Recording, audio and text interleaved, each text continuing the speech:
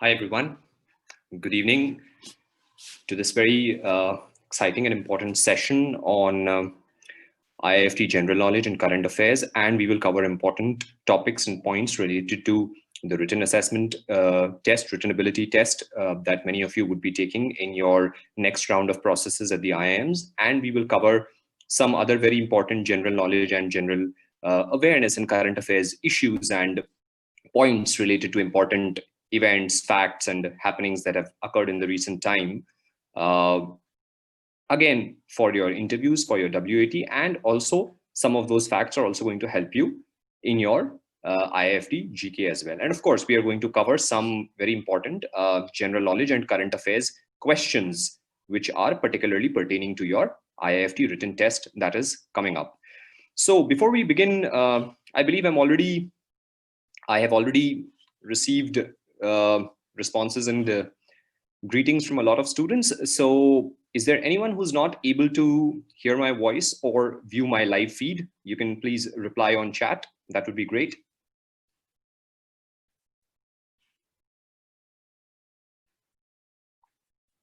I can see greetings messages from a lot of students, but just in case if there's anyone who's having any kind of a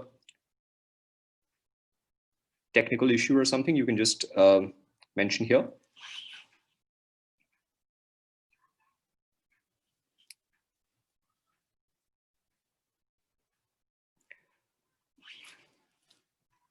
Okay, just a second.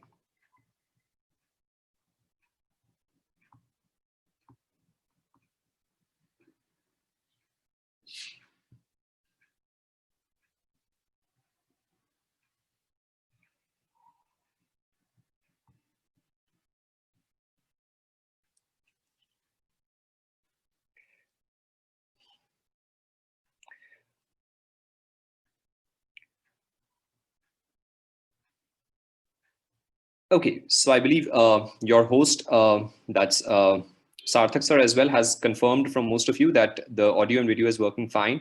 So we would move ahead. In case only when there is something very important, you can unmute. Otherwise, I would recommend and I would highly appreciate if you keep yourself muted throughout the session, and you can keep asking questions over chat. Any queries, any questions that you might have over chat, because I will be regularly viewing your chat messages, and I will read out any student's or any participant's question. I will read out to everyone, and then I will respond to that, so that everyone else can also hear the question and my response as well. Okay, so today's simple agenda would be that we would be beginning with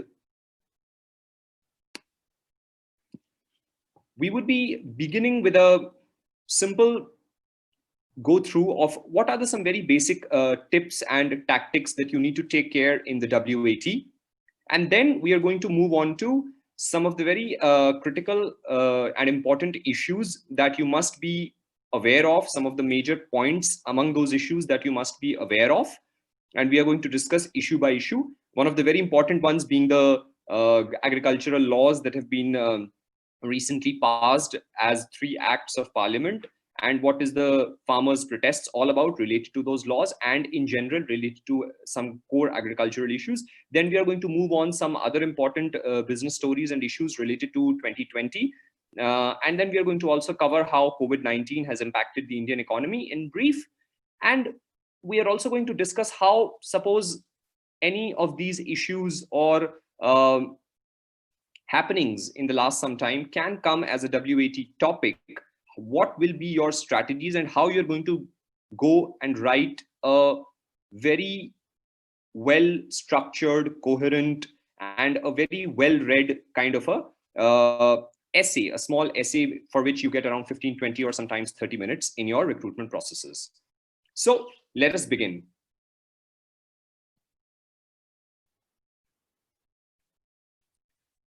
Now, I would request all of you to just reply in the affirmative whether all of you are able to view my screen, and there is a Word document right now in front of me, which all of you should be able to view. Hopefully all of you are able to view this document. Let me just move this particular heading here. Okay. So before we move on to anything, there are essentially three simple components of any effective WAT, that is a written ability test, essay, or you can say write up, whatever word you want to use, which is, first of all, there is an introduction. Now, what do we mean by an introduction? An introduction, I must repeat, must never move beyond, let's say, three sentences at best in an opening paragraph. That is, there can be an opening paragraph which consists of at best 2 to 3 sentences. Again, I repeat, not 2 to 3 lines, but 2 to 3 sentences. Maybe the lines could be 5 to 6, and one sentence could cover 1.5 to 2 lines if required. But an introduction which covers, okay, what is the crux of the matter? What is the core issue all about? So we have to describe it, or sometimes it may require 3 sentences, but then if you are using 3 sentences to write it, it is always recommended that you use 3 small sentences rather than having 3 long sentences in the very first paragraph. In the introductory paragraph, it is always best to have either 3 short sentences or perhaps 2 long sentences. Of course, there could be the situation that sometimes one sentence could be short and the other 2 could be relatively long. That could be there. But avoid having 3 very long sentences, which would each one of them is consisting of 20, 21 words or something like that, because then you are being verbose from the beginning. So this is the introduction, and we are going to discuss once we have discussed the issue of the 3 farm laws and the farmers' protests, we are actually going through and discuss a simple write-up of how, if we have to write an essay or a write-up on these farmers' protests and the whole issue of farm laws, what can be the important points that we write in the introduction part and in the other 2 parts of a WAT, once we discuss this issue of the farm laws. So moving back to the second important component of a WAT, which is essentially the analysis of major issues or arguments in contention. Now, if you remember, many of you would have participated in an AWT session, which was the analytical writing test, which is conducted by IIM Ahmedabad, and where there can be write-ups asked on 2 major things. Either you have to analyze an issue, or you have to analyze an argument. We are not going to go into the nuances or subtleties of the same here.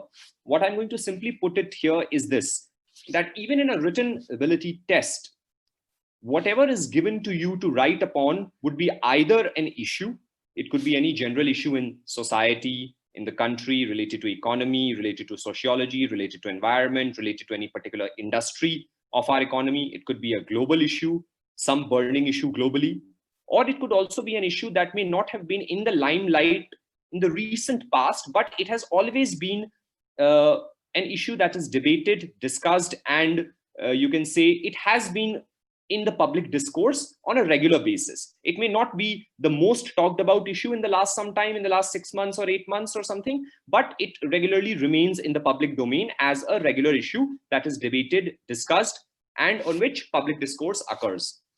So that is what an issue is. Like, for example, the farmers' protests, the 3 farm laws, and the all surrounding issues related to Indian agriculture is one issue. Similarly, COVID-19 and everything related to COVID-19, it could be how the government of India has handled the Indian economy once the pandemic has hit, and what has been the impact of the government-induced lockdown because of COVID-19 on the Indian economy. That could be an issue to write upon. Similarly, how has the Indian government and the state governments handled the vaccine rollout? Because India is the second largest country with the second largest population, where nearly 1.4 billion people need to be vaccinated to protect them from any future exposure or infection with COVID-19. So again, has the Indian government or other regulators regulatory bodies that are related to this, have they handled the vaccine rollout issue till now in an effective manner, or are there some shortcomings? Can this be improved? This can be another issue. A third issue could be how the Indian telecom sector has seen a major overhaul or turn of events in the last 4 or 5 years, particularly ever since there has been an entrant of 1 or 2 new players. So we are going to discuss it in today's session, the telecom sector, or we are going to actually, because telecom sector is something that is very important for the Indian economy. It is a major employment generator, and it is the telecom sector is one sector that boosts up productivity of all other sectors in a major way. So how the Indian telecom sector has seen a major shift in terms of its entire structure, the competitors that are there, in terms of how the revenues and sales have been affected, and what are the new schemes and policies that are coming up. We'll perhaps discuss it today, or maybe if time permits, it'll be better to discuss it in the next session, which is tomorrow, because it is again a very, very important topic and it needs some time to discuss. So these are some of the topics for issues that could be analyzed in a WAT. So now we come to arguments, and I believe most of you have had some exposure or some idea of what an argument is. So again, in a WAT, there are lesser chances of an argument coming up. Mostly it will be an issue that will be there for you to write upon. It could be any burning topic, burning issue, any most talked about issue, but sometimes there could be that, suppose there is a, let's say, for example, how has business leadership evolved ever since artificial intelligence and machine learning technologies have gradually commercialized, or how are HR practices, for example, maybe evolving in India. Or suppose an argument is given about a situation, like suppose there's a hypothetical situation given to you, like many of you did when you had that situation in the AWT session that you did. So an argument is sometimes a more generic topic where a particular situation, a hypothetical situation or a fictitious situation could be provided to you about an individual, about an organization, about the relationship between two products or organizations or individuals or people or groups of people. And you have to analyze it based on what are the logical premise, like you remember we discussed and another faculty discussed with you in the AWT session that was held some time ago. And those who were not there, I'm explaining it again, that if there's any particular argument that is provided based on any hypothetical or fictitious situation, then that argument is based on something which is called a logical premise, that this is the logical fact or the logical accepted wisdom, globally accepted or universally accepted wisdom or scientific fact upon which this argument is based. And then there are some hidden or underlying assumptions on which that argument is based, which connects that to the logical premise. So for example, if I say that HR practices in most Indian firms still need to progress a lot to match up with their developed country counterparts, for example, something like that is there. Or let's say there's an argument given that, let's say there is a small and medium scaled enterprise, that is, let's say there is a small or medium or micro scaled enterprise, and because of some pandemic that has hit, it could be any pandemic, or because of some losses in the business, the promoters of that small enterprise are not able to pay their unskilled workers or the low skilled workers the minimum wages according to law. Okay, so one of the students, I believe one of the participants is mentioning that he's not able to hear me. Is that a problem with the others as well?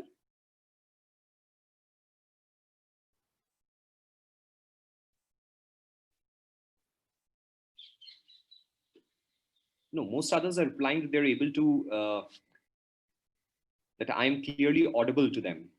But there's one person by the name of, I believe, Yash Jaiswal, who's mentioning that Yash Jaiswal is not able to hear me.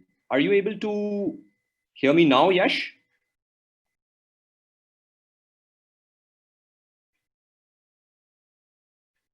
Maybe you could check your system. Maybe there's some, maybe you've not.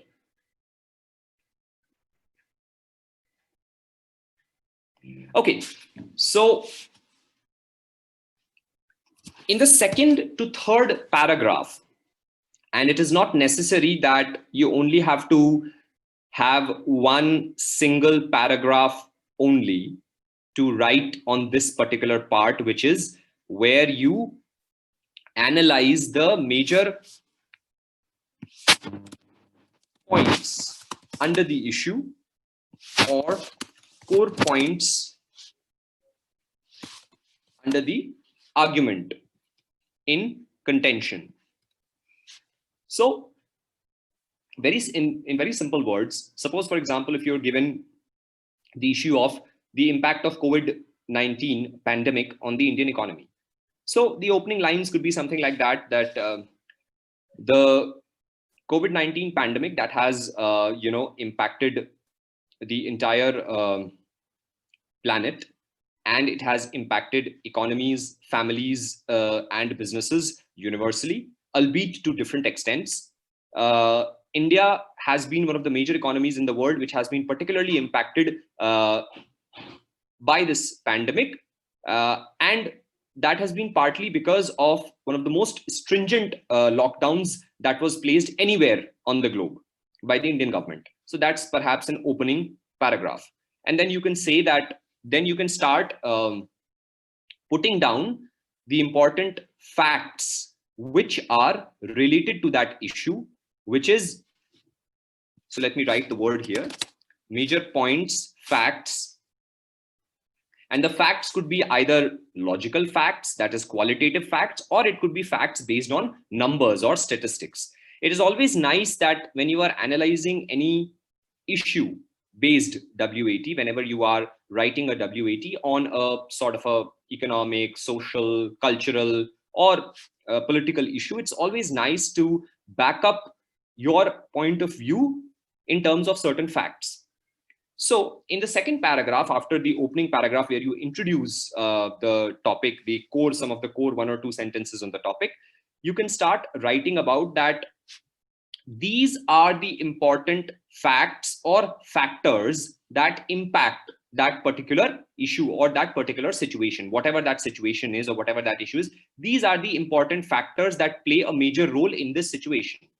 Like, for example, again, we were discussing the COVID-19 pandemic, like how it has impacted the Indian economy. So one of the major issues you could raise is that although it was important in order to save lives and in order to reduce the health impact of the pandemic, that a stringent lockdown had to be placed by the government, perhaps it could have been planned in a better manner and clear plans put in place to ensure that the vast majority of migrant labor in major Indian economic centers is allowed to move back to their native places, which was, as is evident from so many multiple media reports and documented evidence, that such transportation and logistical facilities were not in place.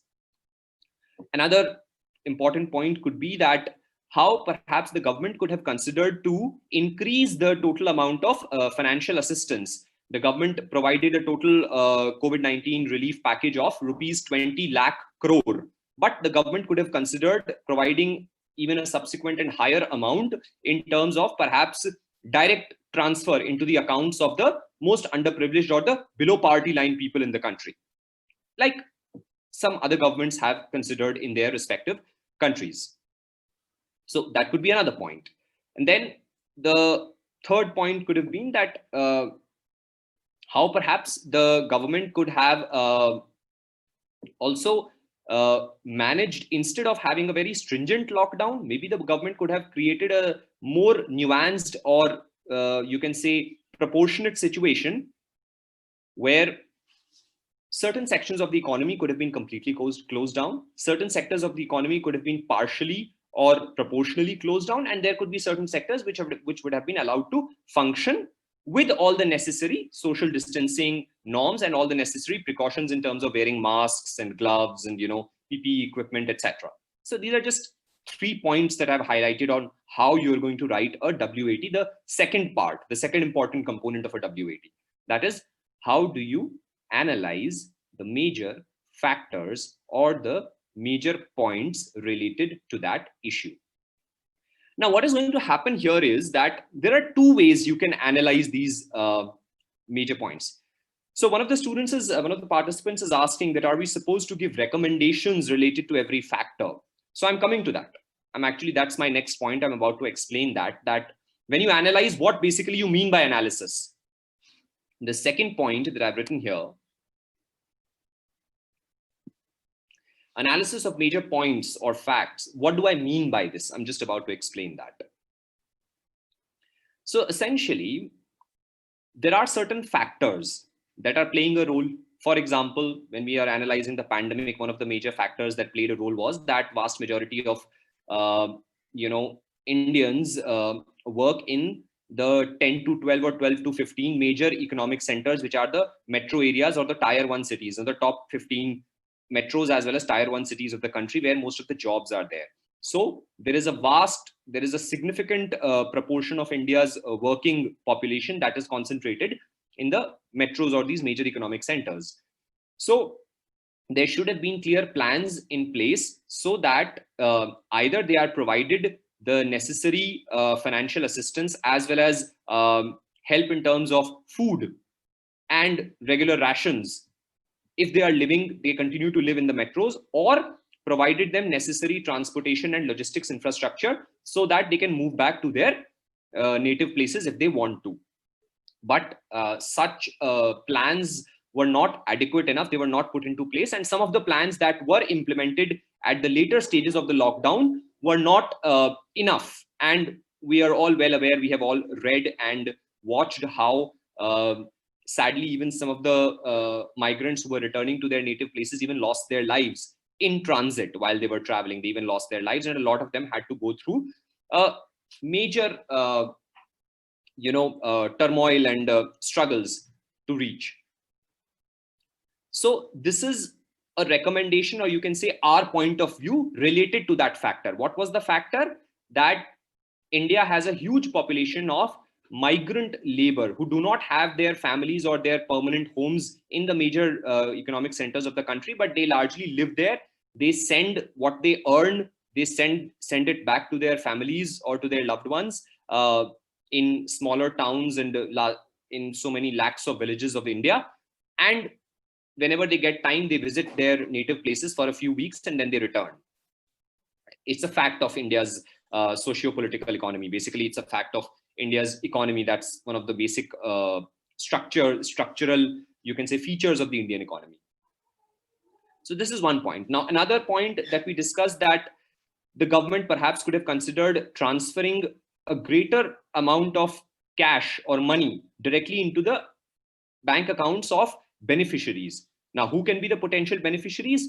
Well, you can say all the potential beneficiaries could be agricultural labor or construction sector labor or below party line families, because most of the state governments as well as the central government keeps detailed databases on construction center workers or workers in the construction sector, workers in the mining sector, workers in unskilled and low skilled labor related to manufacturing and supply chain, and all the below party line families as well.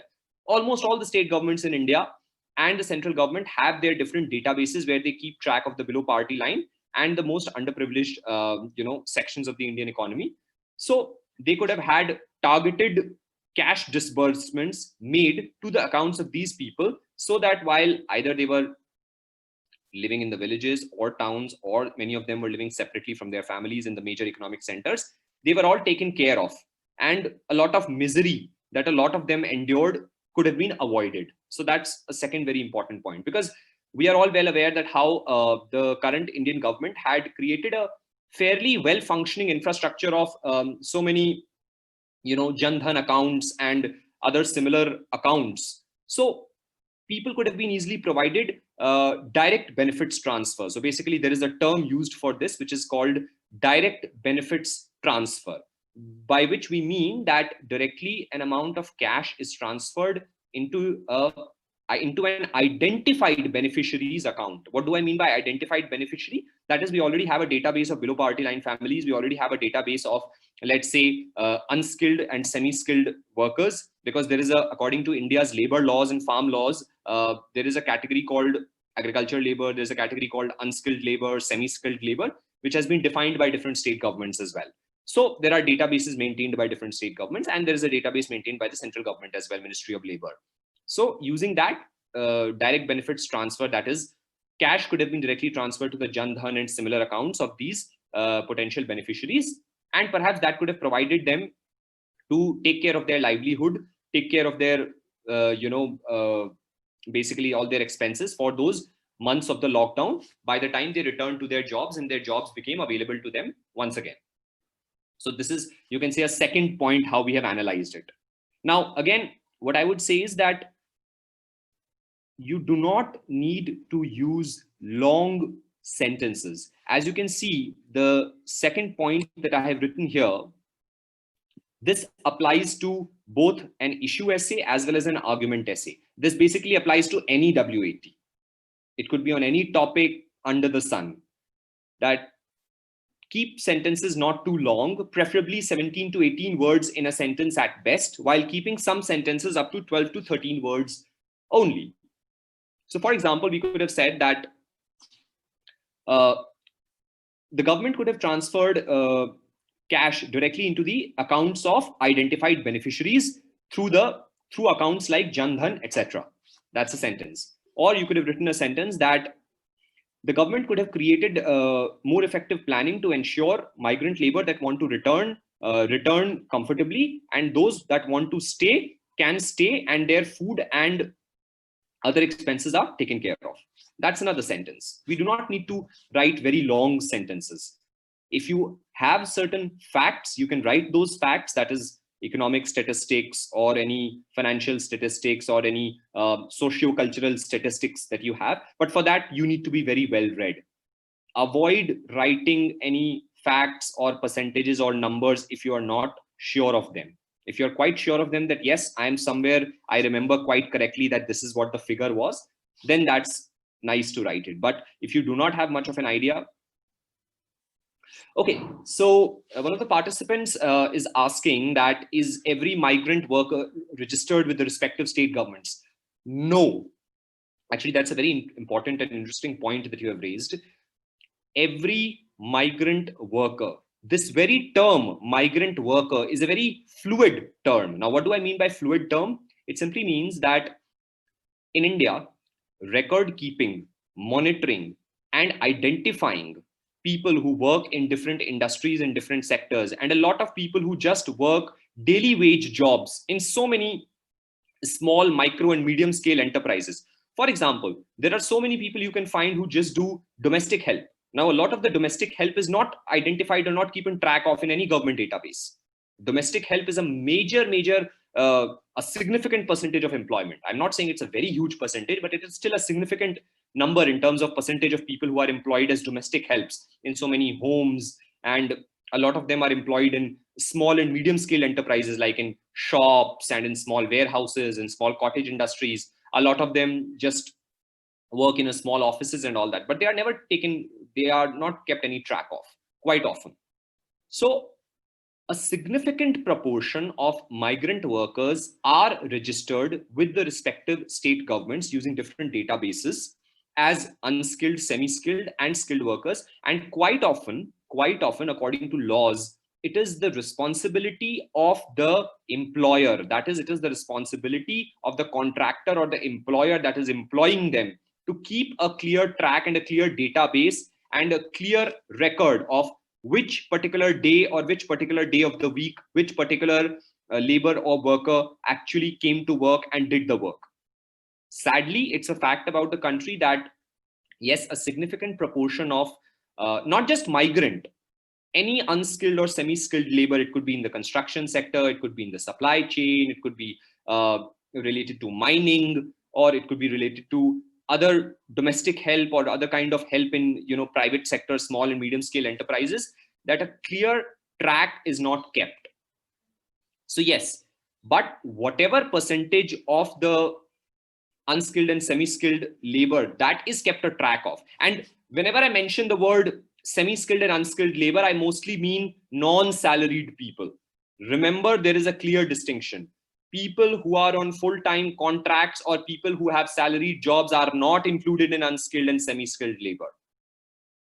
Almost all of unskilled and semi-skilled labor in India are all who work on either weekly wages or daily wages. They do not have any formal contracts whatsoever. and they are the most vulnerable and economically some of the weakest sections of India's population. Again, it depends. If you talk about the completely unskilled labor, they are the weakest and the most vulnerable sections of the Indian population. So as I was discussing, let's get back to how we analyze the major points of fact. So these are like, I took the example of how the COVID-19 pandemic has impacted the Indian economy, or another topic could be that has the Indian government handled the COVID-19 pandemic effectively? Yes or no, and then why yes or no. So you have to take a stand. You can say that yes, in some areas or in some aspects, the Indian government has been very, very effective in handling the cumulative impact of the pandemic on the Indian economy, but there are other areas where the government could have done much better. That's a very nuanced and balanced stand, but then you have to back up this major stand that you take through arguments, through basically facts and fact-based arguments, you can say. So this particular word argument that is written here, this is different. This argument is, we are talking about an argument essay altogether, but we are not discussing an argument essay right now. We are only discussing an issue-based essay right now. So within an issue-based topic for a WAT, and almost all the topics largely are going to be issue-based topics. Within the issue-based topics, there are certain factors that impact that topic or impact that situation.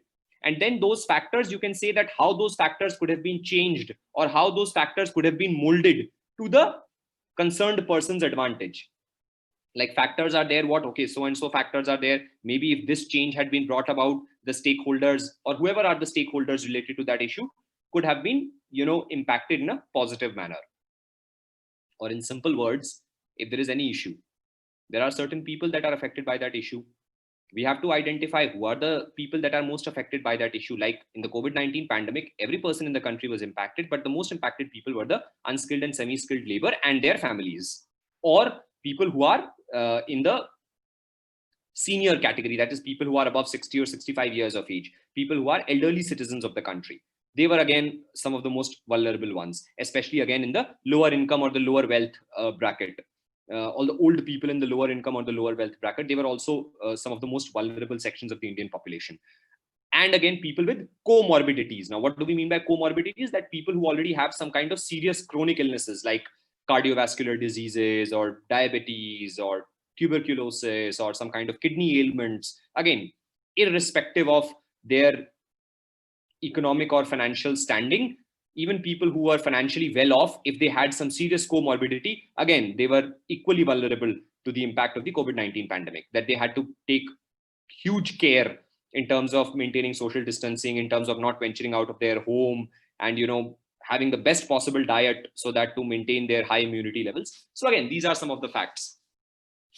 So when you are writing the second and the third paragraph, there are two ways of writing these two paragraphs where you cover this part, analysis of major points of facts under the issue. There are two, you can say, main ways in which you can cover. One is you write one factor or one point and then take your stand on that point. Then you write the second point or the second factor that impacts that situation, impacts that issue, and you put your logical opinion. And then similarly, the third point or the third factor, and then you put your opinion, one after the other. The second way of writing the analysis part is that you enlist, or you put simply write in the second paragraph the three factors or the four factors or the 4 points that are the major points or factors related to this issue. And then after mentioning all the 4 points in the beginning, then you start writing upon each of the points. Okay, so I have enlisted the 4 major points of contention or the 4 major factors that impact this issue. And then after that, one by one, the first, then you explain your analysis or what is your point of view related to that factor, then the second one, then the third one, then the fourth one. That's another way. Okay, so there's one participant who's asking that can the facts be, basically the participant can use the word retaliated. It should not be retaliated. The word should be, can the fact be interpreted according to our own understanding? The word should be interpreted, not retaliated. Retaliated has an entirely different meaning in the English language. So, see, it depends. For example, some sections in the Indian government and in the Indian bureaucracy, or some sections in the Indian political world might feel that the government should spend more and more in order to provide immediate relief to the most vulnerable sections of the population because of the impact of the pandemic. Or put it simply, some sections of the political world and some sections of economists and experts say that no, the government should directly provide cash, more and more cash on a monthly basis, until and unless everybody is vaccinated, especially to the below party line people or the unskilled labor of the country, the unskilled labor families of the country. Others are going to say that no, we should provide more tax breaks to all the small, medium, and large companies of the country so that they invest more. They invest more in the economy, they create more jobs, and in this way, jobs are going to come back, or whatever jobs have been lost. So these are two, different points of views based on the same fact. And what is the fact? That yes, India, like we are going to study later on, that India lost around, you can say, 91 lakh jobs of unskilled and semi-skilled labor, and India also lost nearly 20 lakh jobs of salaried workers in the first 4 months of the pandemic, something like that we are going to discuss later on. So this is a fact. So many salaried jobs were lost in the first 4 months of the pandemic. So many you can say migrant labor jobs or unskilled or semi-skilled jobs were lost, which were non-salaried ones. This is a fact. Now, how you interpret that fact and how you provide a solution to the problem related to this is up to your stand that you take. But again, you have to be very careful that you think properly and provide a logical argument. Do not just to show that, okay, you are maybe sometimes quite often I have come across essays and write-ups where people try to use, and this is where this point comes into picture. People try to use complicated words that they feel that if they are going to use, more complicated and advanced level of vocabulary and words that are not commonly used, then they are going to make a greater impact on the person who is evaluating your essay or your write-up. That does not often happen. In fact, that happens in the very few cases. So at your level of knowledge, unless you are absolutely 200%, 300% confident that I am well aware of the facts, I am well aware of the different arguments given around that facts by different experts. Some expert is saying this argument, another expert is putting forward this argument. Then yes, you can use the contextually advanced vocabulary. But if you're not absolutely confident of, okay, so this is the fact in front of me, how do I interpret this fact? If you're not absolutely confident, it'll always be nice that use your common sense and say that this could have been considered and partly this could have also been considered in simple language. No need to complicate. Don't try to use words like, for example, that, they could have identified beneficiaries and done direct benefit transfer, and this could have resulted in, greater investment in the economy. I mean, this appears to be a little complicated sentence. Not everyone might be aware of what direct benefits transfer means or what intended or identified beneficiaries mean, unless you are well read. And again, you're going to say that, there will be greater investment in the economy. Now, the word investment, when it is used in terms of an economy, has a slightly different meaning when it comes to being used for a company. So you have to be careful what words you use. You can simply say that, if the government could have provided a direct cash benefit to the bank accounts of the most vulnerable sections of the population, they could have started spending more on their day-to-day regular food, healthcare, and other needs, which would have automatically kick-started the engine of the economy. Simple. Or which could have spurred the economy into greater level of activity. Simple. You do not need to use a lot of complex words. So now, once we have briefly elaborated, or I would say provided a summary of the important factors and points and what is our point of view or what is our interpretation of those factors or points, then we come to the last paragraph, or sometimes last two paragraphs, but mostly I would suggest the last paragraph, which could be around, let's say, 5 lines of a Microsoft Word document, something like that, or 5 lines in your notebook or whatever, 5 to 6 lines. and it should not be more than 3 sentences. So let me write it here. Never more than, in fact, it should be preferably 2 sentences and never more than 3 sentences.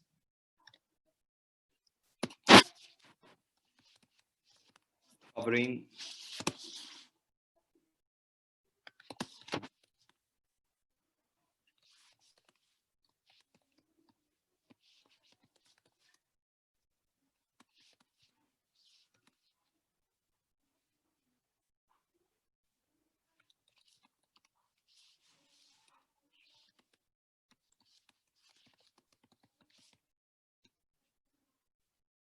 okay. Before I proceed, does anyone have a question till now? I'm open to questions.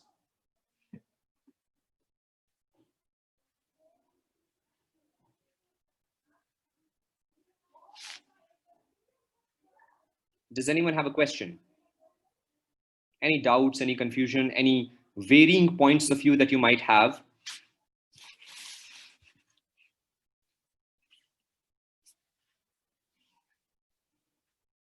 No one has any question. Well, that means you're understanding everything, I'm assuming.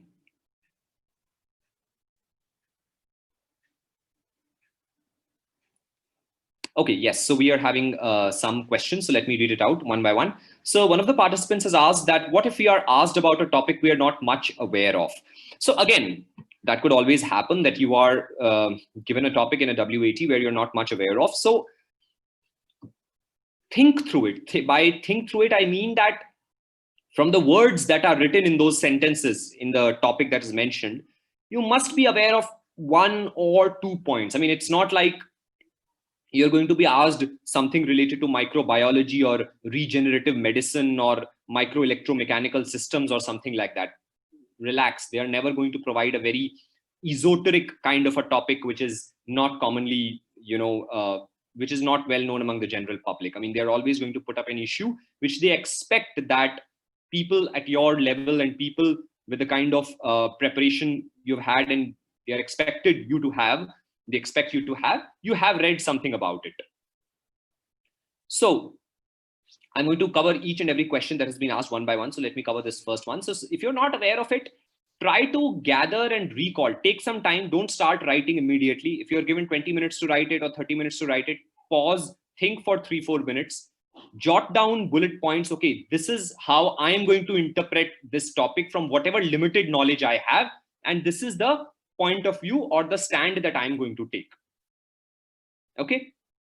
But again, if you are not aware at all about a general topic which has been there in the news or in general in the last some time, then that is a lack of effort. I would rather say that that is perhaps a lack of effort on your part, that you do not have any idea whatsoever, and you can't even write 5 lines on that. Then perhaps it's a lack of effort or hard work on your part. Okay, so the second question was that if the topic is to complete the second query that was put up was how many sentences should intro and second part should have. Okay, so the intro should usually, as I explained, never have more than 2 or 3 sentences. If there are 2 sentences, that could be fairly long. Both the sentences could be 17, 18 words, 18, 19 words. Or if there are 3 sentences, each of those could be 14 words, around that, 13, 14 words, 12, 13 words in the introduction. Then the second part, which consists of preferably 2 paragraphs. Usually it should consist of 2 paragraphs. Each of those paragraphs could be around, let's say, 2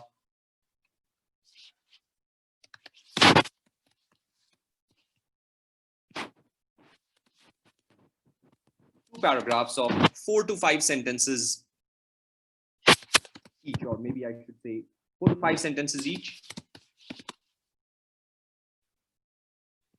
It could be 3 to 4 as well, 3 to 5. Let me write it 3 to 5. 3 to 5 sentences each, covering around, again, you can say 5 to 6 lines in your notebook, or 4 to 5 lines in an MS Word document. So 2 paragraphs of 3 to 5 sentences each, depending on how much you are aware of the issue and how much time you have, covering around 5 to 6 lines in your notebook or 4 to 5 lines. So each of those paragraphs have to be 5 to 6 lines in your notebook or 4 to 5 lines in an MS Word document. And each of the paragraph must consist of, let's say, an average of 4 sentences, which means 8 sentences in total and around 12 lines, or I would rather say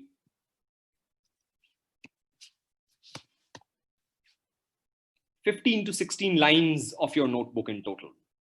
And again, it depends on your handwriting as well. If you're writing in a register or a notebook or something like that, or if you have a white sheet of paper, it depends on what is the font size of your alphabets and letters. So it depends on that. I'm just talking about an average handwriting size in that sense. It could be longer, fair enough, if you have good enough points to make.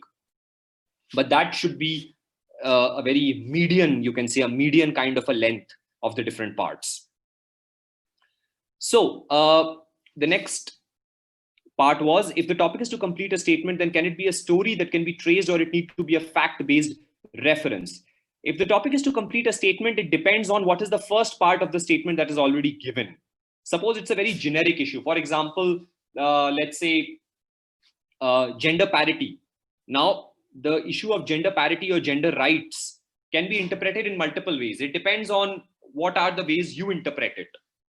You can, let's say there is a line which says,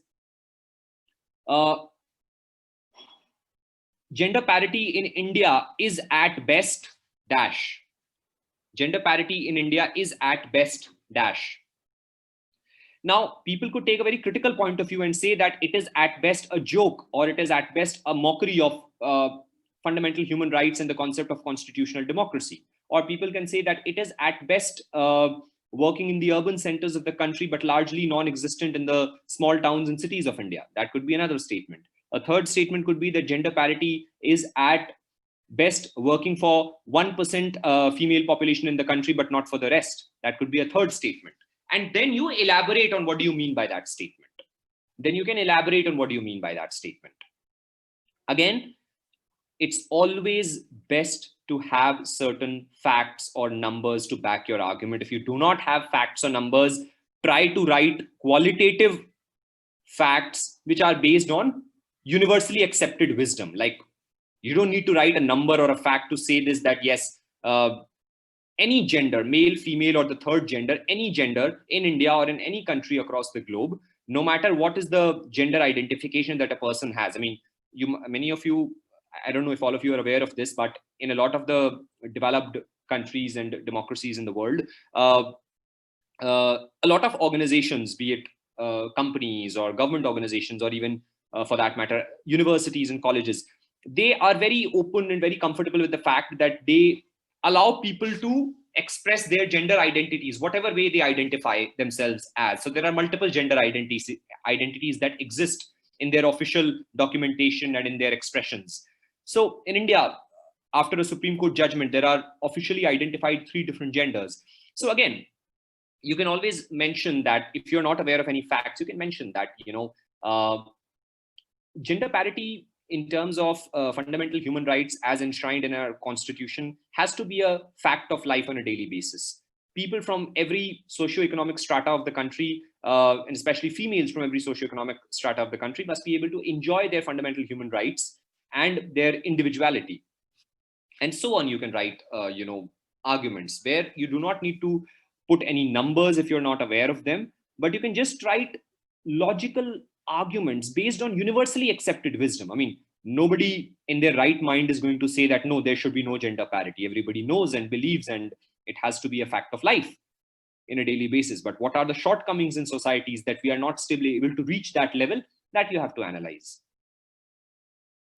So it depends on, based on universally accepted principles. Like, I mean, I'm sure all of you are aware of the fundamental human rights that are enshrined in the Indian Constitution. If you are not, please go and read them. Because trust me, based on those fundamental human rights, you can actually provide a spin to any topic under the sun. Not any topic, but a lot of topics or a lot of issues under the sun. If you do not have facts behind it, you can always put a spin that, our constitution provides these fundamental human rights, or, clearly states these fundamental human rights, that every human being or every not just citizen, but every person living within the borders of India is entitled to enjoy. So based on that, so and so further rights should be there. Like, for example, right to health or right to education. Now, right to education is not a fundamental human right, but right to education became a law after it was passed in 2009. So it became, there are certain rights which are which are constitutional rights, and then there is something called statutory rights, which is defined by laws, which are basically indirectly a part of the fundamental human rights. So you can write these kind of things as well. These are very strong logical arguments based on universally accepted principles or wisdoms, or based on the concept of fundamental human rights and fundamental, you can say, moral values or moral principles. So this is the kind of narrative you can draw or you can build if you are not aware of a lot of facts. Even the facts as well. Even the facts you have to interpret in terms of certain fundamental principles or laws that are put in place in a society. And since we are based out of India, which is a constitutional democratic republic, so of course, we always have to put in mind that if we can bring in this aspect of democracy, fundamental human rights, and constitutional liberties, go and read about what does the word constitutional liberty mean, and you'll find really good content on that if you have time. So if you can read on all these, you can provide a good narrative and a good solid foundation to any issue under the sun. Any issue under the sun. Okay, so another next very important query was that if the topic, okay, since we are giving recommendations while stating the facts when covering the second point, what is left to cover in the last potential conclusions paragraph?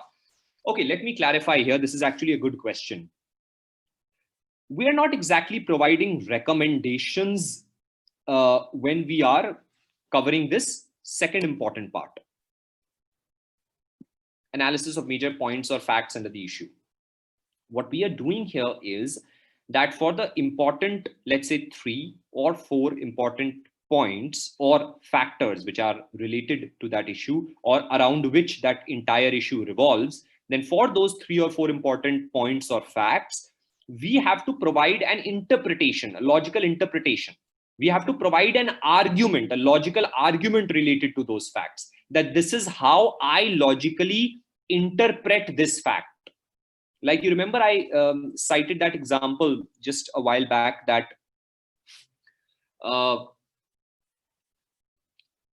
the government could have gone 2 ways. Either the government could have provided greater financial relief to the small and medium scale enterprises and the large enterprises in the country in terms of greater tax relief, or on the other hand, the government could have focused more on the underprivileged sections of the population and provided them direct cash benefits transfer by transferring cash on a regular basis for 6 months ever since the lockdown began.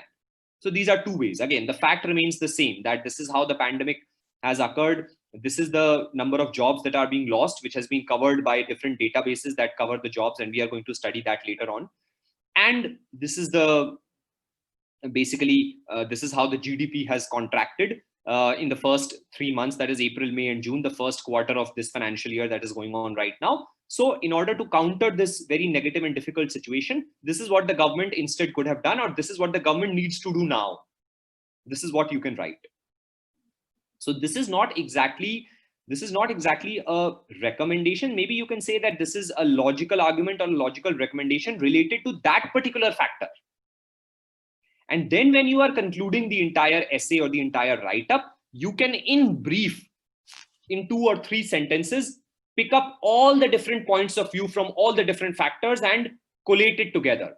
So if there are 3 different facts or 3 different points, 3 different core points or core facts or factors related to an issue, based on the points of view that you took for each of those different factors or points in the second and the third paragraph, then in the final paragraph, you simply need to do is, okay, now I'm going to summarize basically those 3 or 4 different points of view that I have stated in the previous paragraphs, and just do a summary of it and write final recommendations or conclusions. Like, for example, I could have written, like, how could the government have handled the pandemic better? And I could have said that the government could have had a 3-pronged approach, where on one hand, the government could have provided direct cash benefits transfer to the most underprivileged sections. At the same time, taken care of, providing, loan moratoriums, or basically forbidding any banks or financial institutions to demand loan repayments from small and medium scale enterprises. And thirdly, the government could have invested far more in the healthcare infrastructure of the country at a very short time. Perhaps the government could have made a special, budget allocation to invest far more in the healthcare infrastructure of the country. These are the simple points that you can write in the final thing. You don't have to elaborate. It's like in 2 sentences only you wrote these 3 final recommendations or conclusions. And these are the same ones that you elaborated a little bit more in the earlier 2 paragraphs, which you wrote for around, let's say 15, 16 lines, or you can say 10 lines of an MS Word document. The same thing you have to summarize basically in final 3 lines. So now we come to, now if the topic is of an argumentative type, again, we have, just like we discussed in case of the AWT, which is the analytical writing test, which is conducted by IIM Ahmedabad. Here, once again, first you have to identify what is the conclusion. Just like I'm covering the same points that were covered in that session we did a while ago, the last weekend in Lucknow only. So we cover the important conclusions that are evident once you read that argument. Okay, so this is the argument given to us. What are the conclusions by the author? These are the conclusions by the author. Identify the conclusions. Then you identify what is or are the logical premise or premise given for that argument. So the premise is something that is already given in the topic, that is already given in that description. Premise is not something that you have to identify on your own. Premise is something that is already given, the logical premise or the logical basis on which that conclusion is based. So the logical premise or the logical basis is something that is, it is a reason behind the conclusion that is already given in that topic. You don't have to think over it. And then in between the two are the assumptions, the underlying or hidden assumptions that the author or the writer is having, which you have to identify clearly. And then you have to write, okay, so this is the introduction, this is the topic, this is the in the introductory paragraph of the argument, you have to write, this is the core issue, this is the conclusion made by the author, this is the logical basis on which the logical basis that the author or the writer is stating on which the conclusion is based. And then you can start discussing the potential hidden or underlying assumptions based on which the author is arriving at that conclusion. And then you can analyze that, okay, so and so flaws or so and so weaknesses are there in so and so underlying assumption. Like, let's say this is the conclusion. There are 3 or 4 underlying assumptions that the author is making in arriving at that conclusion. Now, maybe this particular underlying assumption is weak on so and so part, or this particular underlying assumption could be strong if so and so information is available, or this particular underlying assumption or this particular assumption made by the author seems to be weak from this point of view, but it could be very strong if this particular point of view is taken. So this is the way you analyze the underlying assumptions that are there in the conclusion that is already given, that is made by the author.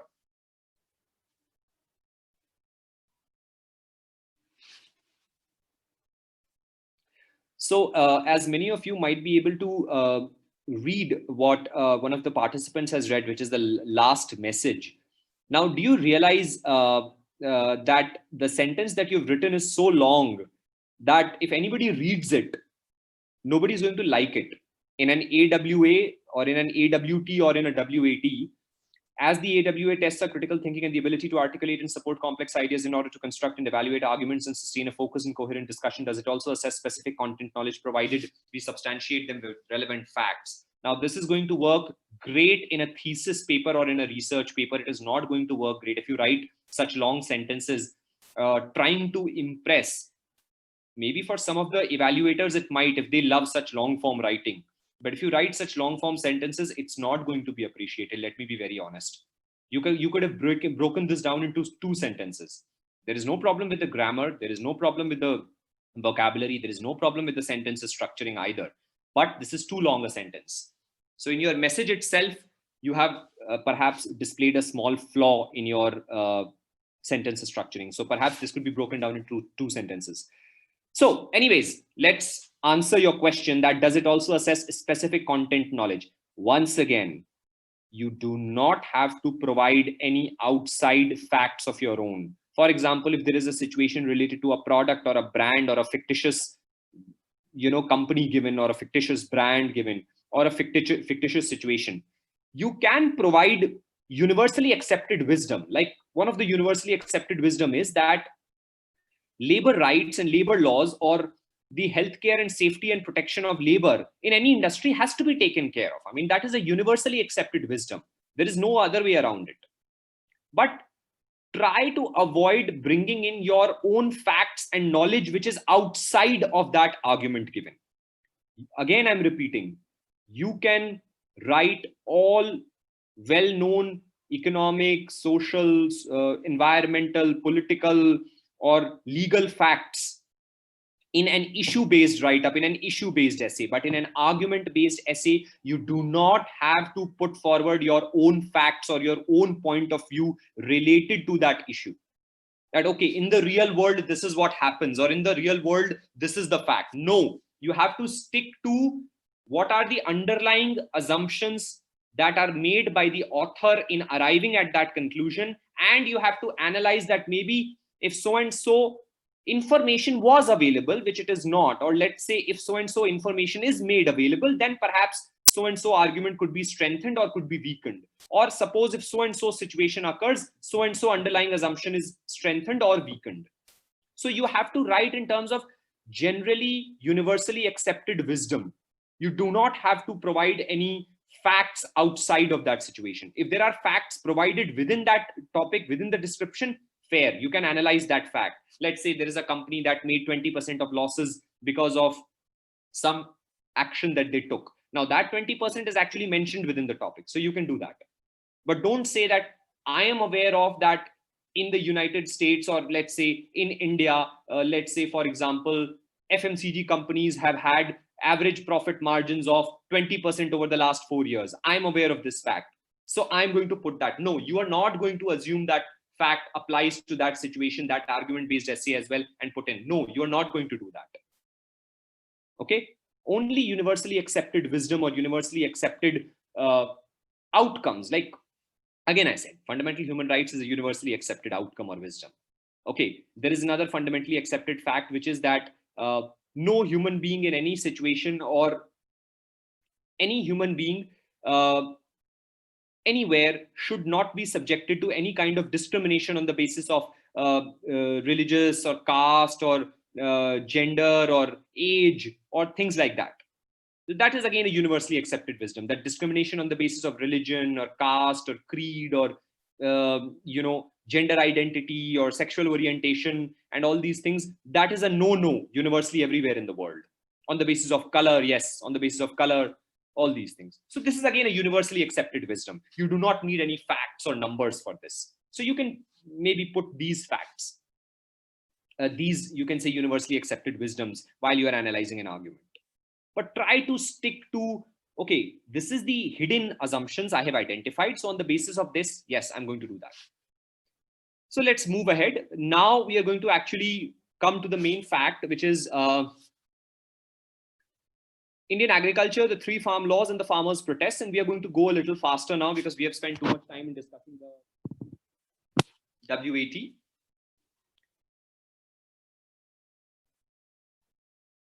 Okay.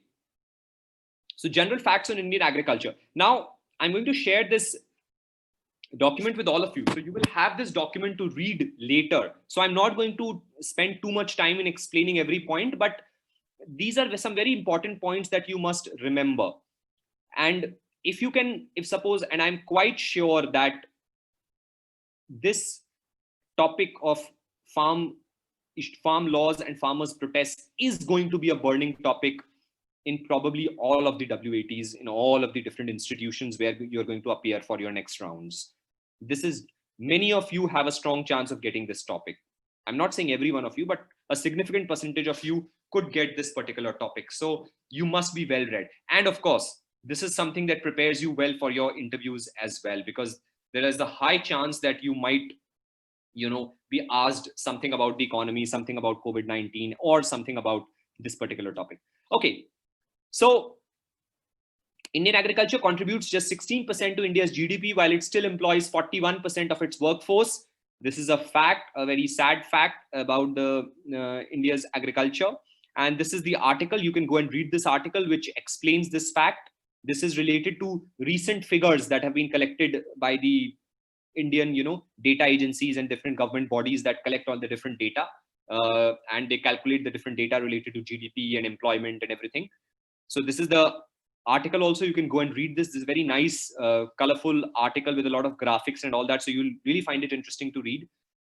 Now, NABARD is basically a very important organization of India. It stands for National Bank for Agricultural and Rural Development. National Bank for Agricultural and Rural Development.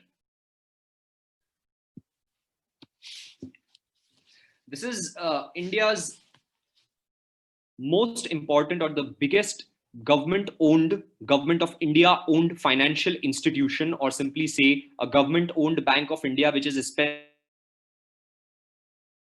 specifically and rural credit, that is providing loans at low interest rates to farmers and to people who are involved in well-defined rural jobs or rural sectors of the economy. So the government of India from time to time defines certain economic activities in the rural domain or in the agricultural domain, and they keep revising this as well. This long list of economic activities which come under agricultural and rural economy, under which loans from NABARD can be sought by farmers or people who are involved in those rural economic sectors.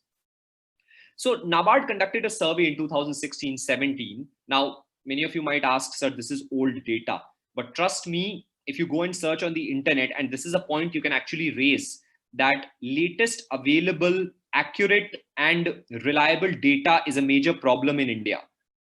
It's a fact that the reliable, accurate data, latest available accurate data related to different socio-economic indicators or socio-economic scenarios of the country is not available with the country, particularly related to employment, particularly related to average incomes or median incomes related to different industries. Latest available data quite often is not there. So if you go and ask that, okay, where's the 2019 data related to agricultural incomes or farm incomes or related to employment, it's not easily available.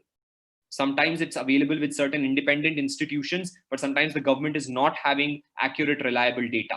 They might have a data of a few years ago when the surveys or the census was conducted. So the National Bank for Agriculture and Rural Development, it conducted this survey, which is called NAFIS. This is the survey, All India Rural and Financial Inclusion Survey, which is called NAFIS. NAFIS means basically NABARD's Financial Inclusion Survey. So in short form, it is called NAFIS. It was conducted in 2016-17, and it actually put up a very shocking statistic, and which is a very important statistic. Average agriculture household income was a mere rupees 8,931 per month, and that was in the financial year 2016-17. That same survey, the results of this survey were compared to an earlier survey conducted by another agency of the government. So another agency of the Indian government conducted some other survey in 2012-13, and the average agricultural household income from that survey was compared to this one. So basically there were two different agencies. One conducted a survey in 2012-13 and NABARD conducted it in 2016-17. So 2012-13's data for average agriculture household income was compared to the 2016-17 data, and it was found that in 4 years time, that is from 2012-13 till 2016-17, monthly farm household incomes increased in total. This should be average here. Average monthly farm household incomes increased in total by just rupees 2,505 per month. That is the average monthly household income of a family from agriculture in India rose or increased by just rupees 2,505 over a period of 6 years. That is, sorry, over a period of 4 years. That is 4 years ago in 2012-13. This figure in 2012-13 was actually rupees 8,931 minus rupees 2,505. So it comes out to around rupees 6,400 something. So in 2012-13, according to another survey conducted by another agency of the Indian government, the average agriculture household income was rupees 6,400 per month only. So you can imagine the dire straits in which the Indian economy is right now, especially Indian agriculture, and it has been over the last nearly 25 to 30 years. Again, another very important fact, the actual income would be lesser if we take inflation into account.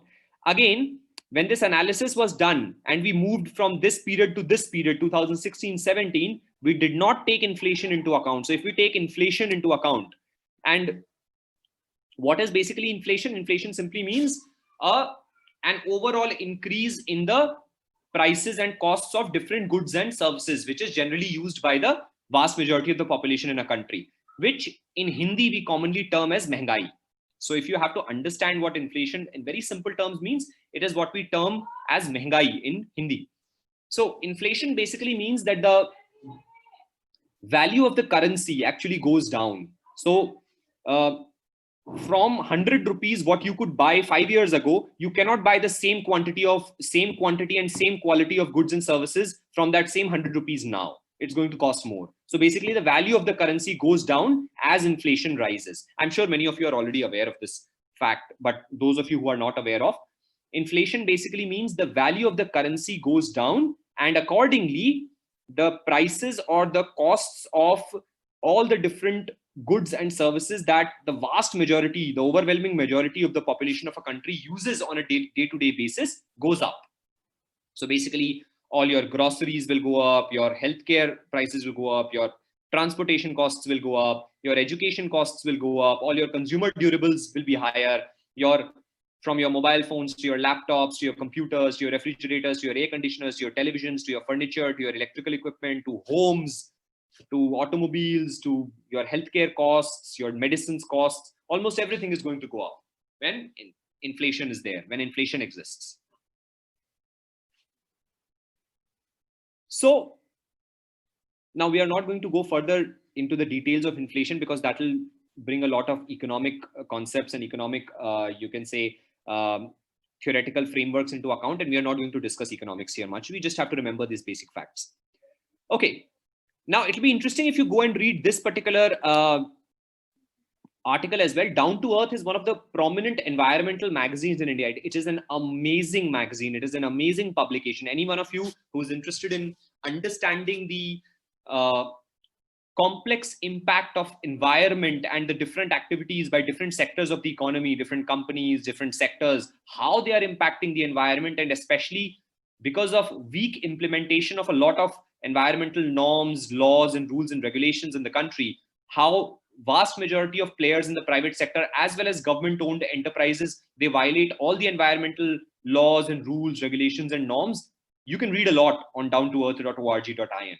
Down to Earth is actually published by CSE, Center for Science and Environment, which is one of the probably India's most prominent environmental non-profit organization. It is based out of Delhi. It was started by an alumnus of IIT Kanpur in 1980, Mr. Anil something, I don't remember exactly.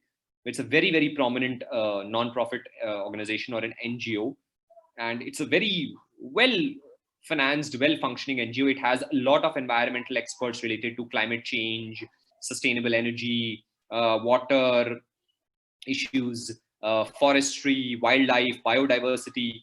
So if you want to read more and more about environmental issues and the relation of environment with business, then you can read on this. Okay, so we move on to the next fact, which says that the NAFIS survey above showed that 41% of rural households are indebted. Now, this is a huge number. this same NAFIS survey conducted by NABARD, which was conducted in 2016-17, it actually showed that 41% of rural households in India are indebted. That is, they are under some kind of debt. And the average rural household debt was rupees 91,852 at that time when this survey was conducted in 2016-17. So again, I do not expect you, and I would not recommend that you have to remember this exact figure 91,852 or this exact figure rupees 8,931. You can remember roundabout figures. That in the 2016-17 rural household survey that was conducted by NABARD, the average household agricultural income was rupees 8,900. While in 2012-13, according to another survey conducted by the government of India, that figure was around rupees 6,400. Similarly, you can say that 41% of rural households were under debt according to this particular NAFIS survey, which was conducted by NABARD. And the average rural household debt was around rupees 90,000. You can simply remember rupees 90,000. You don't need to remember 91,852.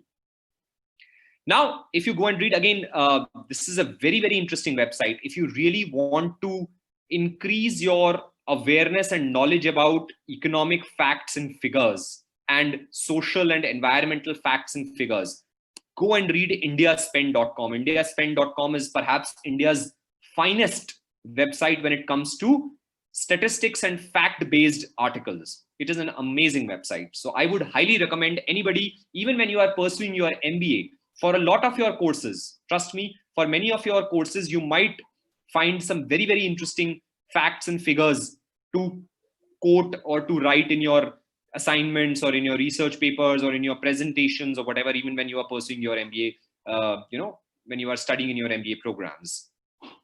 So basically, if you go and read this article, and I would recommend all of you to read this article, that there is a problem of decreasing productivity in rural India and in agriculture. That is, the productivity of an average worker is going down in rural India, as well as an agricultural labor. Now, remember, there is one clear distinction, which is rural India is not just agriculture. There are other sections of rural economy as well, which is related to livestock and poultry, and there are other sectors as well. So livestock is there, poultry is there, then other small cottage industries are there that operate out of rural households in the villages of India.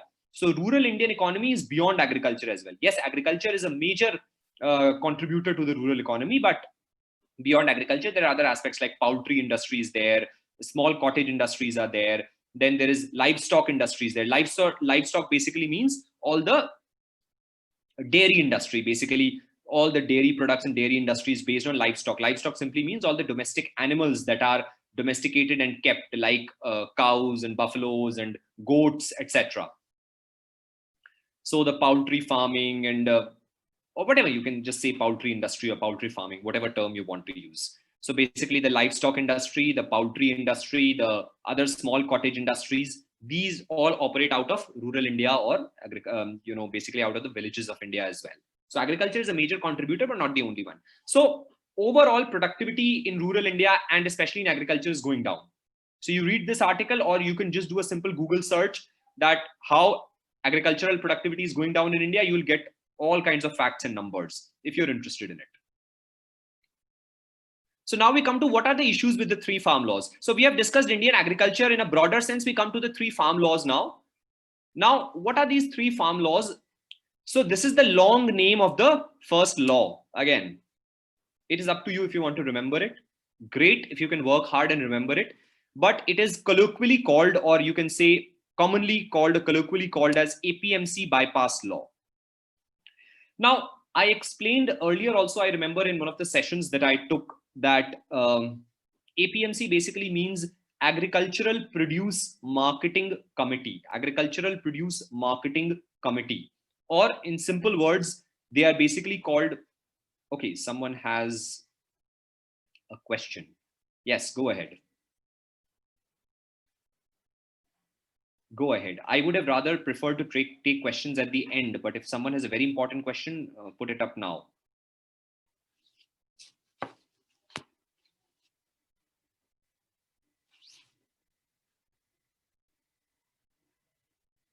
Do you have a question, or you just want me to share this fact?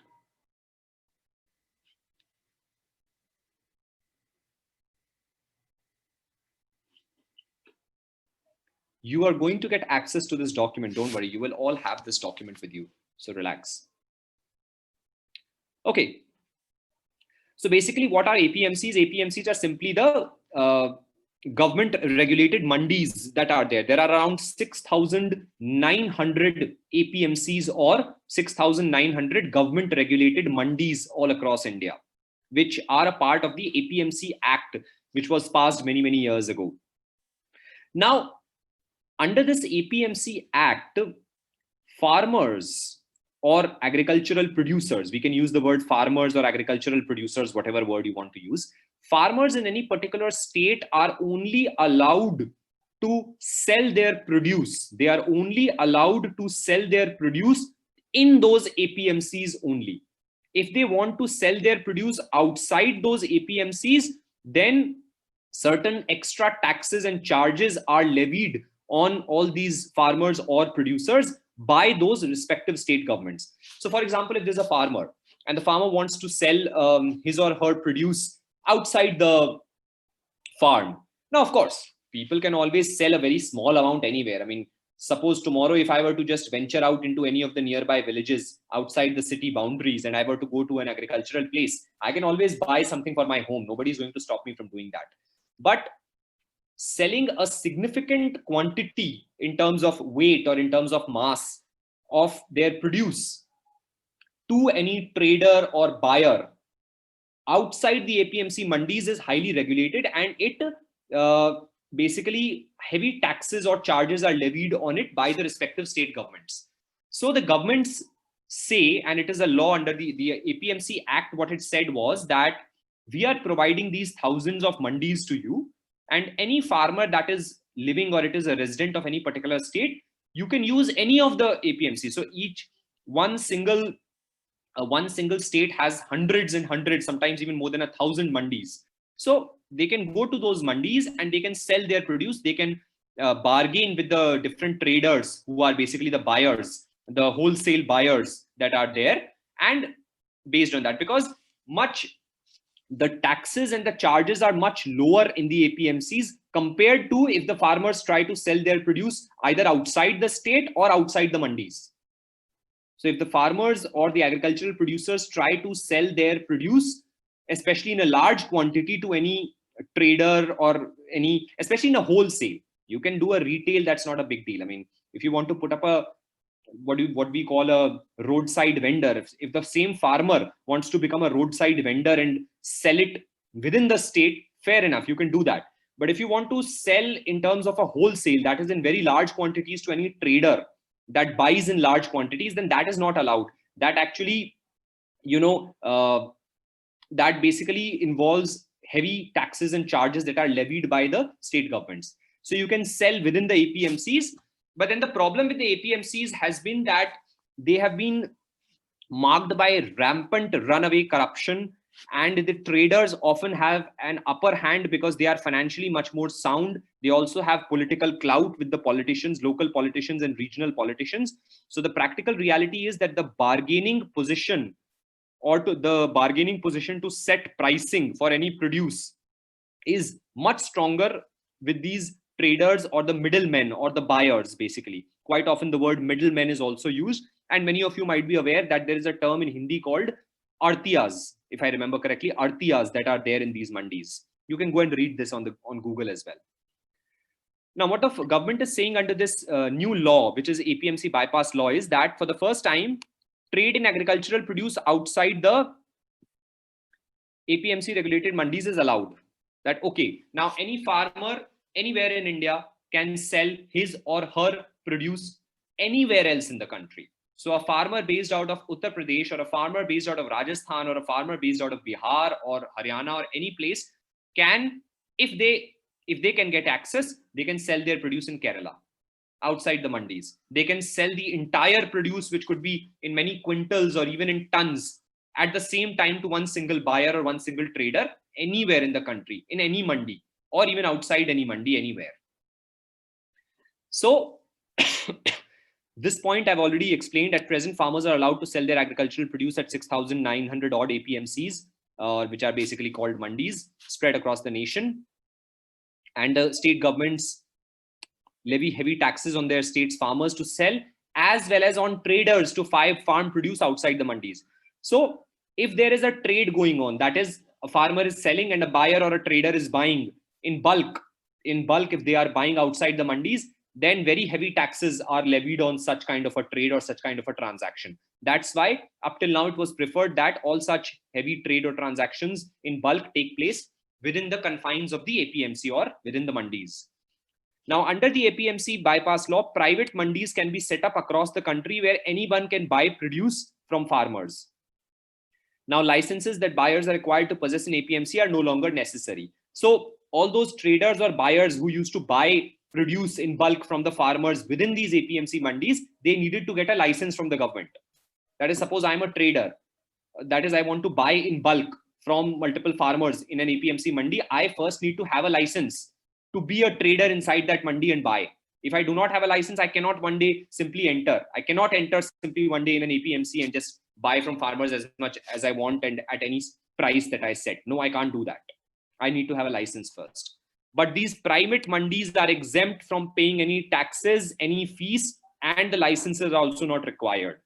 Now, all this seems to be very interesting and exciting, that yes, this is basically in a way providing freedom to the farmers and to small as well as large scale and as well as medium scale farmers, that they can now sell their produce anywhere outside the APMCs, and they'll also get rid of the corruption. But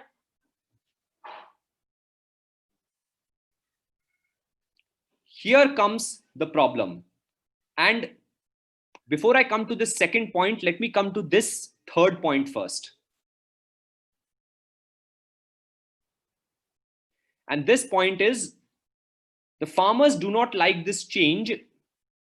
They argue that instead of providing them more choice and hence better price, it will leave them at the mercy of a few private players who will organize as cartels, thus setting the price. Now, what's going to happen now? What the farmer organizations that are protesting, what they are saying is, and a lot of other, some other experts who are agricultural economists and other agricultural experts, what they are saying is that suppose there are a lot of private mandis that are set up. Now there are major players in the country which have already, you can find a lot of news on that once you search on Google, that a lot of major players are already starting to invest heavily in creating private mandis, and they're creating private warehouses. Now these companies are very rich in cash. I mean, they're financially much more sound than any average farmer or even groups of farmers from any village or any place. So what is going to happen is cartels will be formed. Now, what is a cartel?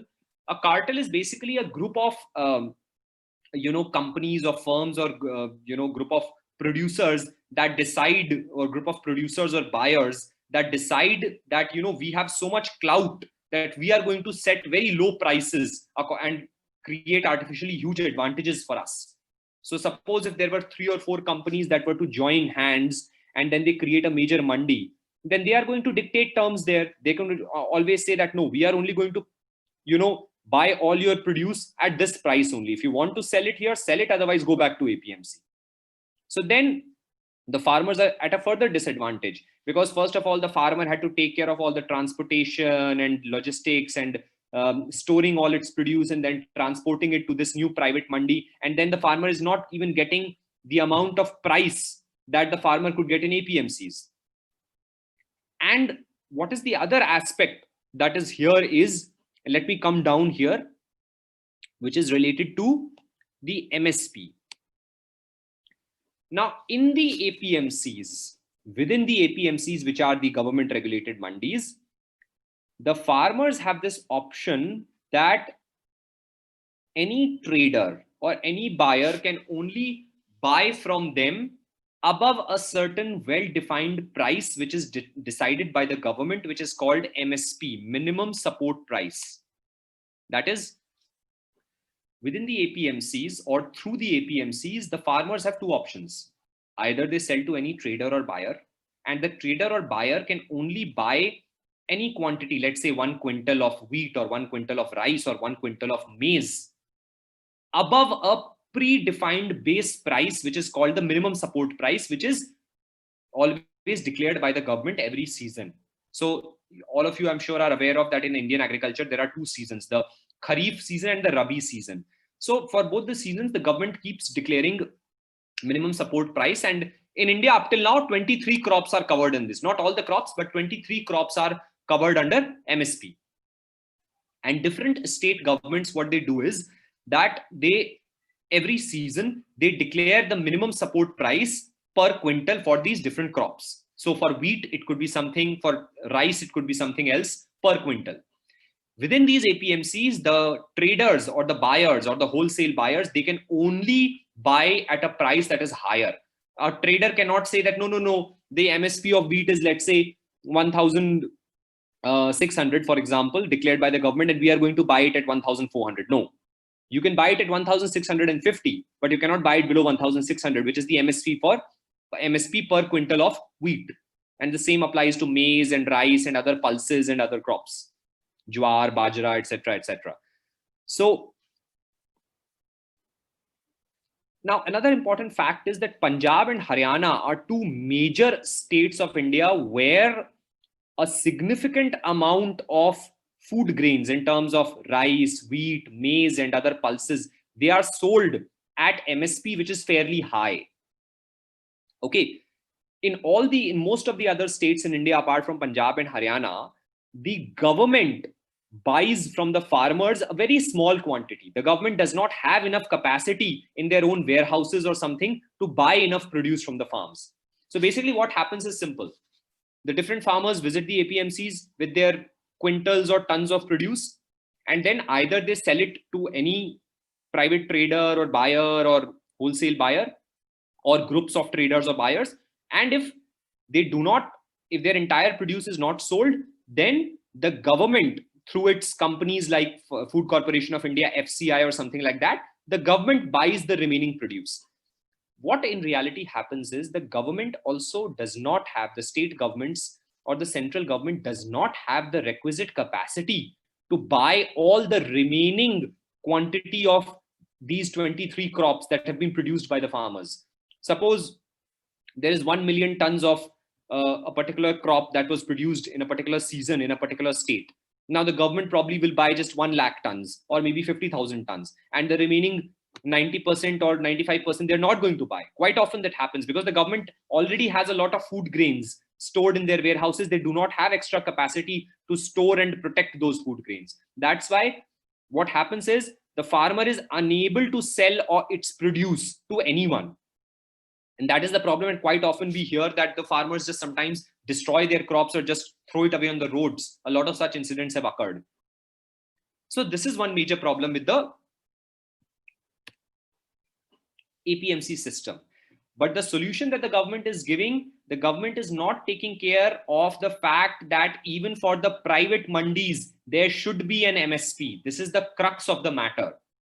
One of the crux points of this entire farm protest is that the farmer unions or the farmer organizations are demanding that the government please declare an MSP for the different crops, even if the farmers are selling their produce in these new private mandis that are going to come up.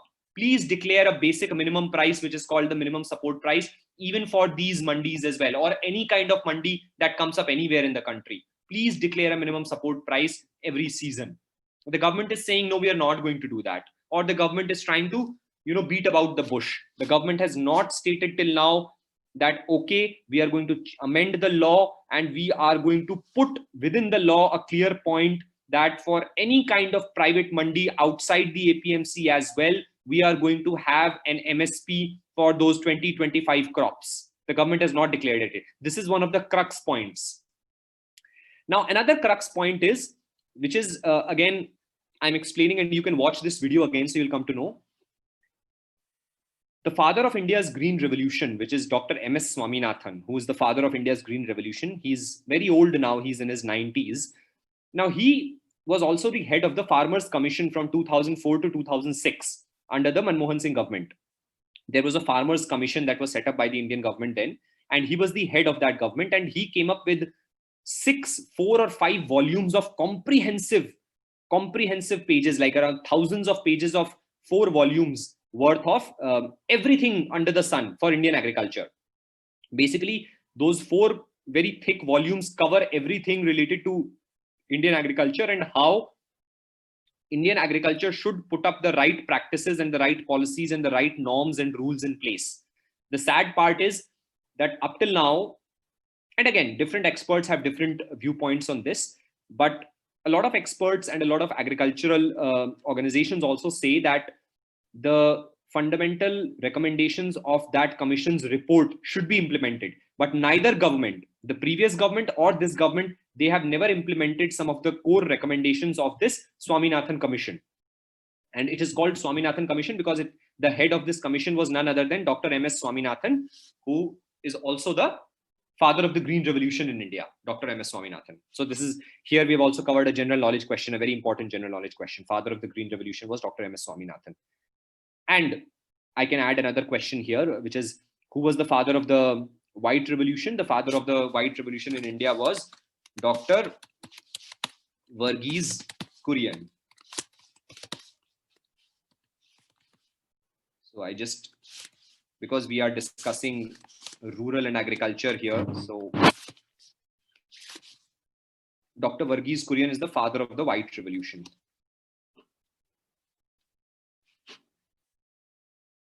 And father of the Green Revolution in India is Dr. M.S. Swaminathan. Dr. Verghese Kurian is no more. He passed away in 2013 or 2014. Dr. M.S. Swaminathan is still alive. And so let's move back to the second law. Now, the second law is this one, which is simply called the Contract Farming Law. That is the long name. This is the long name of this law, but it's simply called the Contract Farming Law. Now, what is this Contract Farming Law? This law basically establishes a national legislative framework. Basically, it simply means that this law describes the different rules and regulations to enable contract farming. And what is going to happen once this is in place, that an agreement can be made between the farmer and the buyer before sowing. Now, what is sowing? Sowing means, in simple words, before the farmer has actually sown the seeds. If we say in Hindi, कि इससे पहले कि वो बीज बोएगा अपनी किसी भी crop के लिए, अपनी किसी भी फसल के लिए वो बीज बोएगा, before that an agreement, a legal agreement is going to be signed between a farmer and a buyer or groups of buyers, under which the farmer is contracted to sell her produce to the buyer at a predetermined price. Now, this is where the situation becomes very interesting and rather complicated, because, and I'm going to explain why in the next point, that this contract farming law says that suppose if I am a farmer and even before I have sown the seeds for any crop, or let's say I want to grow 2 different crops on my farm, on my what we call in Hindi as khet, कि मैं अपने खेत में ये suppose 2 crops इतनी quantity में बोने जा रहा हूँ, उसके बीज बोने जा रहा हूँ. And but I have signed an agreement with a buyer or groups of buyers कि ये buyer मुझसे इतना लेगा, ये buyer मुझसे इतना लेगा at so and so predetermined price. God forbid if because of some bad weather scenario, or because of some floods, or because of some other pest attack, some kind of a pest attack or something, my crop was destroyed, or sufficient quantity of that particular crop was not produced. What happens then? Or what practically often happens is that, which we come here, this particular point, I'm so sorry, what I'll do is that when I share this document, I'll change the order of the points. So basically related to the first law, one of the points came at the end, which was the MSP point. So what I'm going to do when I later share this over email with the people at time, that's when I'm going to change the order of these points. So this is the particular point. The opposition comes from past experiences of contract farming in India, which has not always been beneficial for farmers. According to a research paper, now, I'm not sure if many of you would be interested in reading a research paper, but if you're interested, great. So basically what this research paper says is that contract farming in parts of Maharashtra rendered participating households vulnerable to indebtedness and loss of autonomy over land and livelihood decisions. It only led to increasing existing patterns of inequality, as contracting firm had relatively more power than the farmer. So essentially what happens under contract farming is that the buyer, or basically quite often the buyer is no one else but rather a company. Like it could be any company that wants raw materials for its finished food products. Like it could be any company. It could be an FMCG company. It could be a food and beverages company. Quite often a food and beverages company or some smaller food and beverages trader could be the one that is buying from a farmer. Now the trader says that I want so and so amount at the end of the season at so and so price and of so and so quality. But quite often what happens is that the buyers and the traders say that, okay, your quality is not up to the mark, so I'm going to pay you lesser amount because that's what the contract says. And the farmer is often not even able to meet the cost of its production. That is, the farmer goes into losses. The total cost of production that the farmer has borne in order to produce, let's say, 10 quintals of a produce, the farmer is not able to make that much money. That has been documented. A lot of such cases are there which have been documented, not just in Maharashtra, but in other parts of the country as well. So this is a practical situation that quite often the firms or the companies or whoever is the buyer has a lot more financial and economic clout, and they dictate terms in a manner that the farmer often goes into losses, and the farmer is bound to only produce that. Suppose quite often the fertilizers that are there, or the agricultural labor that is there, or there could be some weather situation, there could be the cost of the seeds could become higher in the market or anything, so their costs might go higher. Now the farmer has already signed a contract that no, I'm going to sell at this predetermined price even if my cost has gone higher, because the farmer goes into losses. So basically this creates a trap for the farmers where they are not able to decide freely at any point of time whether they want to shift to some other crop or they want to produce less or something like that, because they are bound by a predetermined contract. Yes, so contingencies are there, you can say that.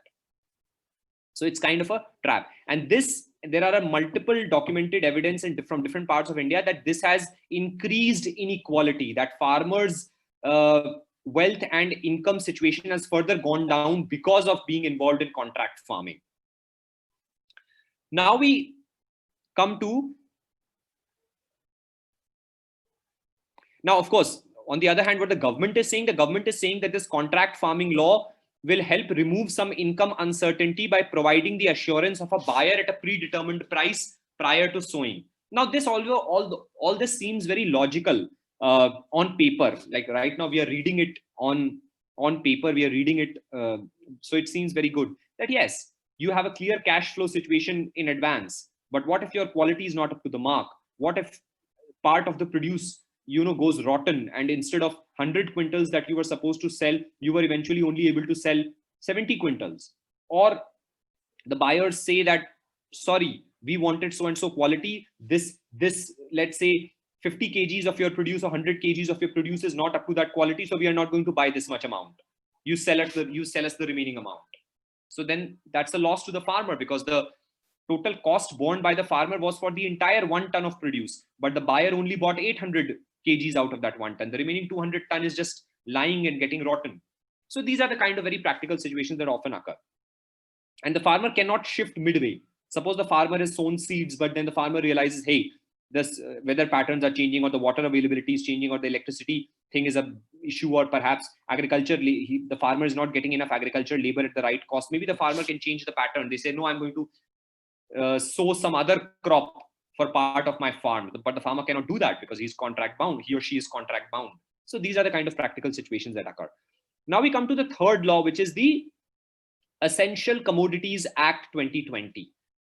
Now, this third law is another law which is seen by the farmers, and a lot of farmers organizations and farming experts and farmers themselves have spoken on camera and in the media that this law is perceived by them. So basically, this is the farmers and the farmers organizations' perception that this law is also, this third law of Essential Commodities Amendment Act 2020 is going to benefit big business and not the farmers. Now, what does this law states? This law seeks to remove arbitrary and periodical stocking limits on agricultural commodities that the government imposed on traders. So basically what happens is that, let's say I'm a trader. Now, up till now, the Essential Commodities Act stated that for certain crops like wheat and rice and pulses, and again, the government can change the definition of essential commodities from time to time. Sometimes certain crops could be in the category of essential commodity, and sometimes that crop could not be in the essential commodity. But wheat and rice are almost always counted as essential commodity. So what the government used to do under the earlier law, when the amendment was not there, so the earlier law, which was the Essential Commodities Act, under that the government put a limit that no single trader can keep more than this amount, especially in a situation if the prices of that particular essential commodity like wheat or rice are rising in the market.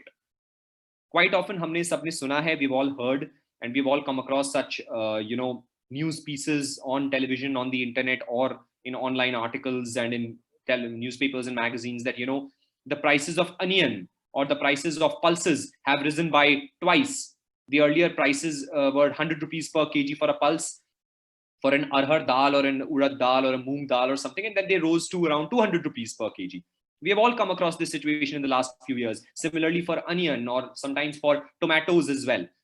So the government declares that no trader will be allowed to hold. The word here is holding. Holding means that keeping huge quantities of a particular commodity more than it is for of your use. So suppose if I have some malintent, I have some wrong intent inside me, what I'm going to do is that I'm going to keep 100 kgs when I don't require 100 kgs, and I'm going to keep it hidden and stored in my warehouse in my own refrigerators, and then once the prices go much higher, then I'm going to start selling it to other retail vendors or things like that. Now this is illegal. This was illegal under the earlier act. That a lot of big traders, what they used to do is that they bought hundreds and of quintals, or sometimes tons and tons of produce. They used to keep it in their warehouses, and then when the prices went much higher because there was a huge demand in the market and the supply was not so much, then they gradually started to release more and more at a much higher price from their warehouses, which was considered an illegal practice. But now what this law says is that this law is going to remove arbitrary and periodical stocking limits on agricultural commodities. So basically earlier what the government used to do was that at any point of time, the government is going to declare that, okay, now no trader will be allowed to keep more than this amount. If any trader is found, or if any trader is found to be keeping more than this amount in their warehouse or in their storage, then they are going to go to jail, or they're going to pay a heavy penalty, something like that. But now this particular law is basically removing this arbitrary. That is, at any point of time, the government can say, okay, now because the prices are rising in the markets for this particular wheat or rice or pulses or onion or tomatoes or whatever, no trader is going to keep more than this. And if you already have more than this amount, immediately release it in the market. So what this new law says, that instead of arbitrary triggers, the new law introduces price triggers. Price triggers is that only in exceptional circumstances. Now what the government is saying is that only in exceptional circumstances, that is when the prices of perishables increase by more than 100% and the prices of non-perishables increase by more than 50% in the last year compared to last year, that is the only situation where this stocking limit is going to come into play. Or to put it simply, now what the government is saying is this, that suppose the price of onion were to rise from let's say 60 rupees per kg to 120 rupees per kg or more compared to last year, then only a limit will be put into place. But if it is even 119 rupees or even 120 rupees per kg, the government is not going to put any stocking limit on any trader. The trader can keep as much amount as they want, or he or she has procured from the farmers. So again, this has a serious impact on another aspect of Indian economy and Indian society, which is India's Right to Food Security Act. India has a Food Security Act under which the below poverty line families have to be provided by the government 5 kgs of wheat and 5 kgs of rice per month at very dirt cheap rates. But if such huge amount of produce, tons and tons and hundreds and thousands of tons of produce is kept by these private traders and private buyers or these bulk procurers, then the government will not be left with enough farm produce to provide to the most vulnerable sections of the population. Government के अपने warehouses में, अपने godowns में, अपने storage facilities में sufficient produce होगा ही नहीं, because most of the produce would be hoarded or kept in large quantities by the private buyers or the private traders. So this is a very practical situation that a lot of experts are saying it is going to create.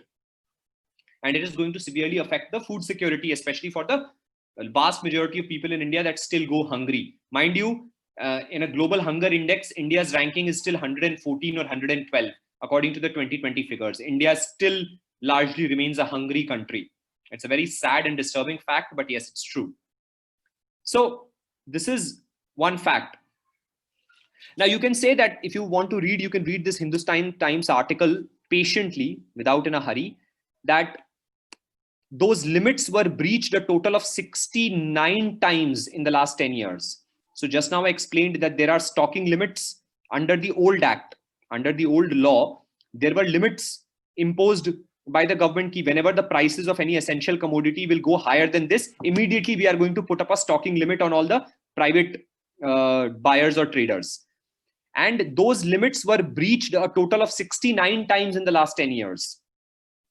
So imagine, even when the earlier law was in place, even then, because of the poor governance systems in India, 69 times in the last 10 years, those limits were breached. That is, unlawful practices were conducted.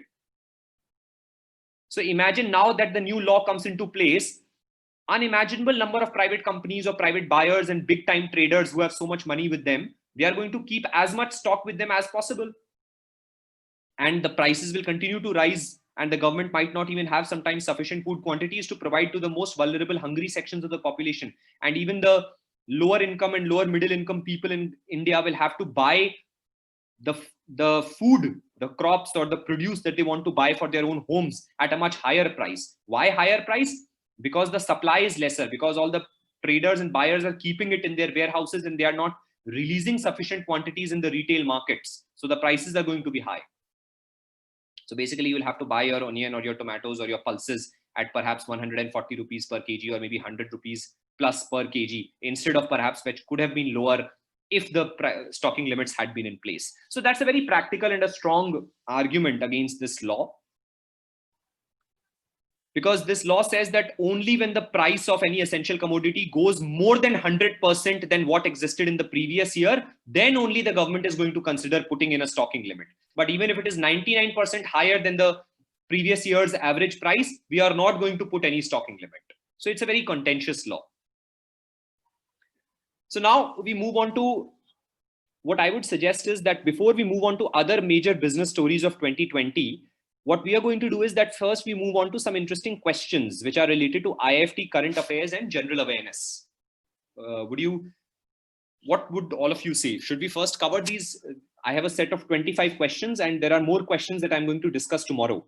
But this is a set of 25 important questions that I felt are important that we should cover. Again, IIFT GK general knowledge as well as current affairs section is not easy. The level of questions is quite high. So I'm hoping that you get some of the questions from this section only and some of the questions that I'm going to cover in the next session, which is scheduled for tomorrow. So let's cover this. I am only getting few replies. What about other students? What do you say to this? Should we cover this first?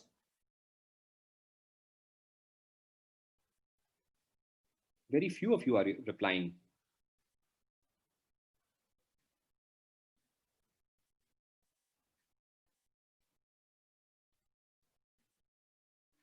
Okay, let's start then.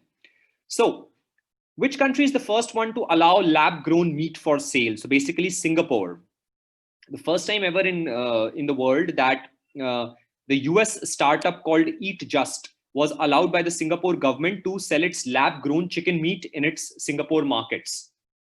Singapore became the first country, and I think this happened in October or September or November last year, 2020, when the US startup company called Eat Just was allowed to sell its lab-grown chicken meat in the Singapore market. Singapore became the first government and the first country in the world to allow that. The next question, which was the strongest typhoon or cyclone of the year 2020? So basically, typhoon is another name for a cyclone which is used in the Pacific region. In the Pacific Ocean region, a cyclone is often termed as a typhoon. So which was the strongest typhoon or cyclone of the year 2020? It was Yasa. Now, Yasa, there could be some confusion sometimes. This Yasa cyclone actually hit in December only, last month basically. It's January 2021 right now. So only last month, between the period, I think 11th or 12th of December till 24th of December, in that 10-day period, Yasa hit. So basically, Cyclone Yasa hit in late December in the South Pacific region. So that became the strongest cyclone of the year 2020. But some of the earlier questions that are given on different websites, they state that Typhoon Goni, which hit in the Philippines, was the strongest. But Typhoon Goni was actually the second strongest, because Cyclone Yasa, which hit in December last year, became the strongest. Now, suppose if there is a question on this, if both these are given, then you should mark Yasa. But suppose if Yasa is not given, then you should mark Goni as the answer, if Goni is given. Okay, so let's move on to the next question.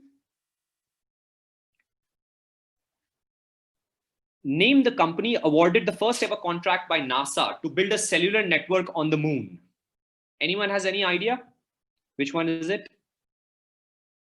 I'm sure many of you are going to perhaps Google it quickly. Anyways, so I hope you're being honest and sincere with your own preparation. So this is Nokia, yes. NASA has awarded Nokia's US subsidiary. So basically these multinational companies have their own subsidiary companies in different countries. Like Honda has a subsidiary in India, Toyota has a subsidiary in India, Apple has a subsidiary company in India. Similarly, Nokia, which is basically a company originally from Finland. Nokia is originally from Finland. So Nokia's US subsidiary has been provided a US dollar 14.1 million contract in October 2020 to build a wireless 4G network as part of NASA's Artemis program. So basically, the previous US government, that is the US government under President Donald Trump, they created a new law under which NASA was given this clear mandate, or it was basically given an order that you now create a program to take human beings to the moon once again. The last time human beings walked on the moon was in 1972, or I think early 1973. Eugene Cernan was the last human being to walk on the moon. It was the last US astronaut to walk on the moon. And since 1972 or early 1973, no human has walked on the moon. So now NASA was given this new clear mandate and funding from the US government to create a new program to take humans back to the moon and eventually to Mars under this NASA Artemis program. So the Artemis program is basically to take back American astronauts on the moon, and the first mission is planned for 2024. However, a lot of experts state that it is going to be delayed. A lot of space experts state that considering the current economic situation because of the COVID-19 pandemic and everything, it is not practically possible or realistic that the first ever human mission from NASA back to the moon will go in 2024. Most probably it will be 2026 or 2027, not before that. So NASA became the... Oh, there is some problem with my laptop. It's not... I don't know what happened. It's not going down.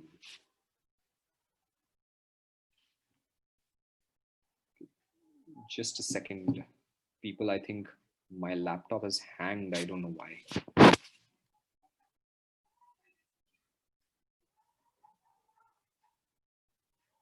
So just a second, let me resolve this.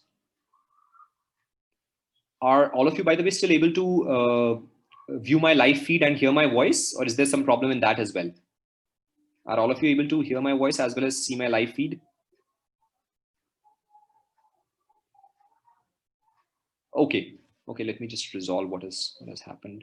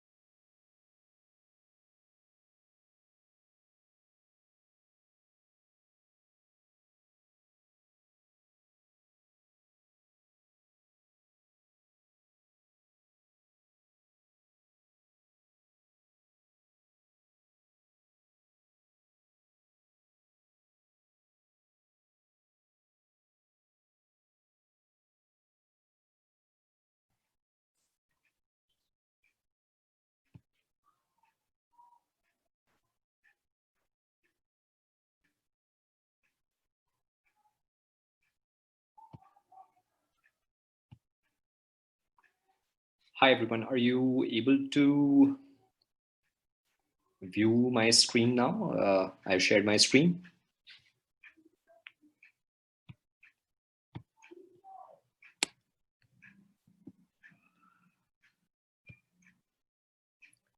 Yes. Are you all able to now clearly view my screen and the Word document in which we were discussing? Okay, great. Let's go ahead and quickly wrap up these questions. These are some very interesting and important questions. So, world's first ever tram library was set up in 2020, basically in the city of Kolkata. And I'm sure many of you or all of you are aware that a very sort of prestigious and memorable and nostalgic tram still runs in Kolkata, and many of you who might have visited Kolkata or who are from Kolkata would be aware of the trams that still run in Kolkata. And nowadays they do not have that huge transportation or an economic value, but more a sort of a prestigious or cultural value, the tram that runs in Kolkata. So the first ever library that was set up inside a tram anywhere in the world was set up in 2020 by the West Bengal Transport Corporation in association with the APJ Anand Children's Library. APJ Anand Children's Library set up this library inside a tram which runs between two stations in Kolkata. And some of the other famous cities in the world which have trams still running in them are Melbourne, Budapest, and Toronto. Budapest is basically the capital of Hungary. Melbourne, of course, is in Australia, and Toronto is in Canada. Now we come to the next country, which is next question, which is which country was ranked 1 in the World Economic Forum? World Economic Forum, quite often popularly called WEF's Gender Gap Index 2020. The number 1 ranked country was Iceland. So Iceland, for the last many years, has been rated as the top country in terms of creating the best situations for gender parity and closing the gender gap in most spheres of public life or in general of society. Iceland has been number 1 for like many years now. And apart from Iceland, the other Nordic countries like Netherlands, Denmark, Sweden, Finland, Norway, usually these are the countries that remain, Switzerland, these are the countries that remain in the top 10, almost always in the gender gap index, because they are the most progressive countries in terms of reducing gender gaps or reducing the gaps in different aspects of public life or in different aspects of societal life. Then we come to what is India's rank in the United Nations Human Development Index 2020. Now, again, I had shared this fact earlier in another session as well, that the United Nations Human Development Index is perhaps the single most important index. And India's rank was 131 last time. Earlier, it was, I think, 129 the year earlier than that. But according to the latest HDI, which was released for 2020, India's ranking was 131. In fact, for the last around 20 years almost, India's ranking in the Human Development Index has always revolved between 125 and 135 or 136. It has never improved beyond 125 in the last 15 to 20 years, which is something very significant and very sobering. It's a very sobering reality for the country, because this Human Development Index is a very composite index that consists of the weighted components of different factors, multiple indicators related to education, healthcare, food security, and other aspects of life. So basically, the HDI index every year for a country shows how the country is developing or in what direction the country is going. So the median, not average, because the average is always gets skewed because of a few people who have too much. But the median, which is, and I'm sure all of you understand what a median is and how a median differs from average. So the median life standards in India remain very low compared to the, basically the median of the world, or compared to especially developed countries. We remain hopelessly low, in fact, I would say. 131. So this basically UNHDI is released annually by the United Nations Development Program. It is released by the United Nations Development Program, UNDP. It is popularly called UNDP. United Nations Development Program is one of the major organizations or programs within the United Nations. Then we come to the next question. Who among the following won the Ramon Magsaysay Award in 2019? Now, I'm sure most of you are aware because this was in the news. Ravish Kumar, a very popular and famous television anchor and journalist who works with NDTV, who works with the media company called NDTV, and also works for the television channel NDTV India as an anchor and as a journalist. He won the Ramon Magsaysay Award in 2019. Many Indians have won the Ramon Magsaysay Award in the past as well. It is quite often unofficially, it is often called the Nobel Prize of Asia. So Ramon Magsaysay Award often is termed as the Nobel Prize of Asia. And it is basically, this award is given by the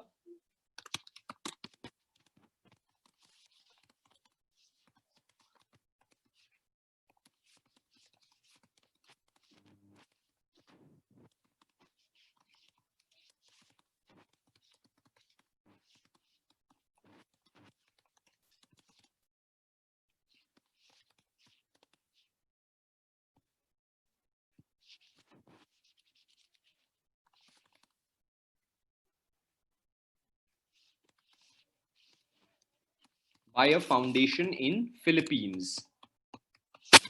So basically, Mr. Ramon Magsaysay was the former president of Philippines, and he was a person who was well known for his integrity, honesty, and probity in public life. I mean, he was a standout figure for his honesty, integrity, for his public service credentials.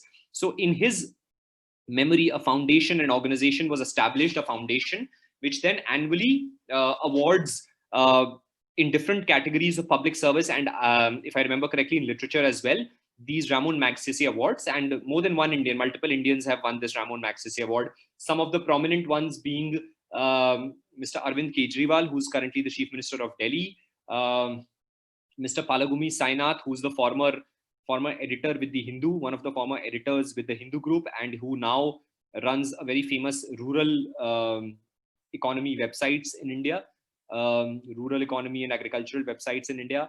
Then there's another person from Lucknow. He mostly resides in Lucknow, called Mr. Sandeep Pandey. Mr. Sandeep Pandey, I believe he's based out of Lucknow only. He's also a former recipient of the Ramon Magsaysay Award. And there are others as well in India who have received these awards in the previous years. So we come to the next award now, the Booker Prize. Now, what is the Booker Prize? Basically, in the UK, in the United Kingdom, that is in England. England is basically a part of the United Kingdom. So in the UK, there is an organization called the Booker Prize Foundation, which annually gives two awards, the Booker Prize and the International Booker Prize. Now, the Booker Prize is given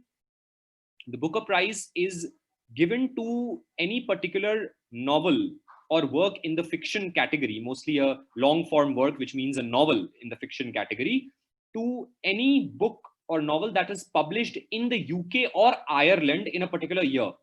So let's say out of all the fiction novels that were published in the UK as well as Ireland put together in 2019. So for all those fiction, and this is in the category of fiction only, this is not in the category of non-fiction. The Booker Prize is given only for the fiction novel category. So all the books in the fiction novel category that are published in the UK as well as Ireland in the English language in a particular year. So the next year, one of them will be chosen and the writer of that novel would be provided the Booker Prize. So in 2020, basically, this Booker Prize went to Douglas Stewart. So Douglas Stewart won this. Douglas Stewart is a male, and Douglas Stewart won is for his novel Shuggie Bain.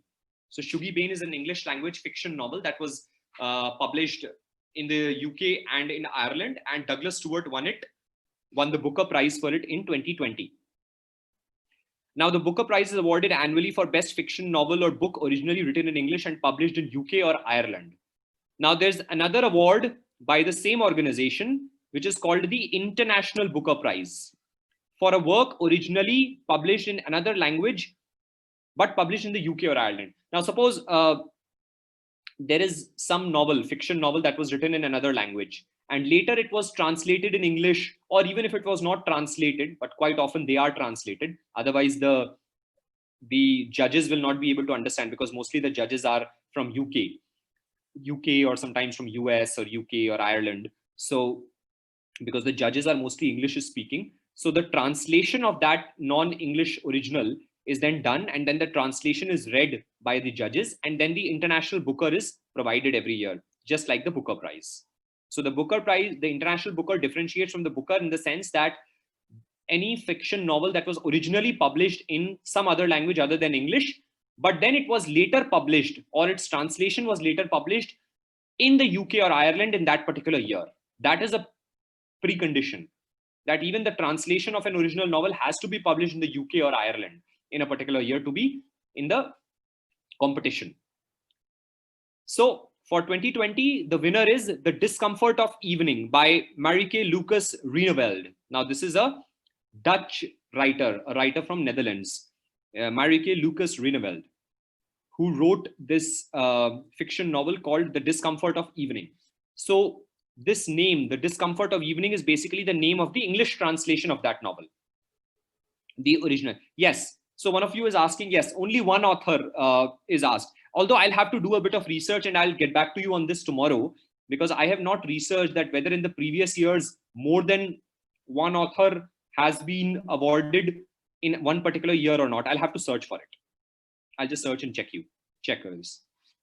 Yes, so one of you is mentioning that, yes, last year in 2019, I think 2 authors were awarded. I think one of them was Margaret Atwood and the other one I don't remember. One of them was Margaret Atwood, the other one was some other author. Yes, so sometimes more than one author can also be awarded the Booker Prize or the International Booker Prize as well. By the way, 2 famous Indians who have won the Booker Prize in previous years is Arundhati Roy in 1997 for her fiction novel, The God of Small Things. And then in 2014, if I remember correctly, an Indian author who's now an Australian, I think, Arvind Adiga, for his novel, The White Tiger. He's now, I think, an Australian citizen. He's no more an Indian citizen, or perhaps he still holds Indian citizenship. But he's also a person from the Indian origin, Arvind Adiga, who won it in 2014, if I remember correctly, 2013 or 14, for his novel White Tiger. And Arundhati Roy, who remains an Indian citizen, Arundhati Roy won it in 1997 for her debut novel. It was her first novel, which is The God of Small Things. Let's move on. Who among the following received the Bharat Ratna in 2020? That was former President of India, Mr. Pranab Mukherjee. Mr. Pranab Mukherjee won it posthumously. Basically, Mr. Pranab Mukherjee, who passed away due to COVID-related complications, I think in October last year, if I remember correctly. So Mr. Pranab Mukherjee received the Bharat Ratna in 2020. Let's move on. Who has won the Nobel Peace Prize in 2020? Now, again, as I have shared with all of you earlier as well, that you all must be aware of the Nobel Prizes, the Oscars, the Booker Prize, the Indian National Film Awards, there are 1 or 2 literary awards in India, and the Grammys, etc., and the Pulitzer Prize as well. These are some of the important international and national prizes, and the sports awards as well.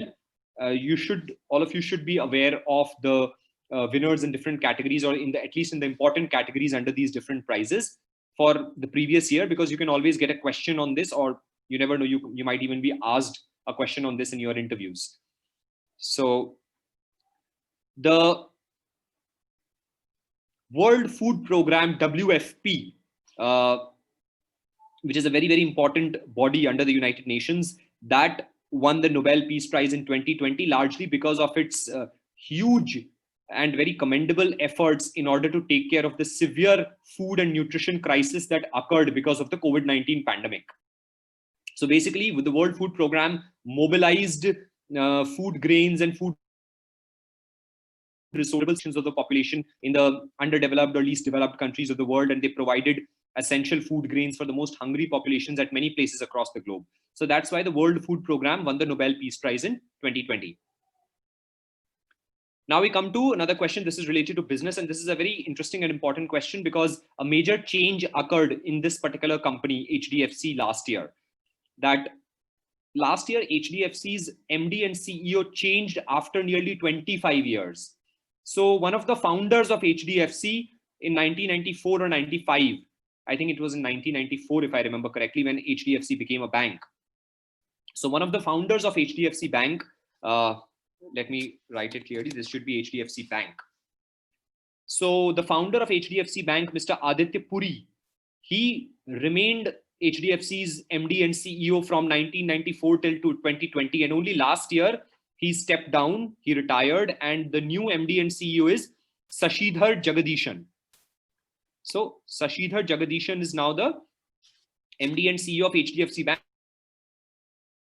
which is market capitalization, and it is also the 3rd largest company in India by market capitalization. Although this keeps changing, but usually for a lot of time in the last 1 or 2 years, it has remained the 3rd largest company in India in terms of market capitalization after Reliance Industries Limited and TCS. So now the MD and CEO is Sashidhar Jagdishan, who has replaced Aditya Puri. And Aditya Puri was the MD and CEO of the bank since the 1994 when the bank was founded. Now, again, this is a very, very important question. I'm sure all of you have read about it. Reliance Retail acquired the retail, wholesale, logistics, and warehousing businesses of which group for $3.3 billion? This is the Future Group. Future Group, which basically owns Big Bazaar. Future Group is that company which owns the Big Bazaar chain of stores. So from Future Group, Reliance Retail, and Reliance Retail is a company that is owned by Reliance Industries Limited. So Reliance Retail is a company that is owned by Reliance Industries Limited, and its major shareholder is Mr. Mukesh Ambani. So Reliance Retail bought the retail, wholesale, logistics, and warehousing businesses of Future Group. That is basically Reliance Retail bought the entire Big Bazaar chain and everything else related to it from Future Group for $3.3 billion.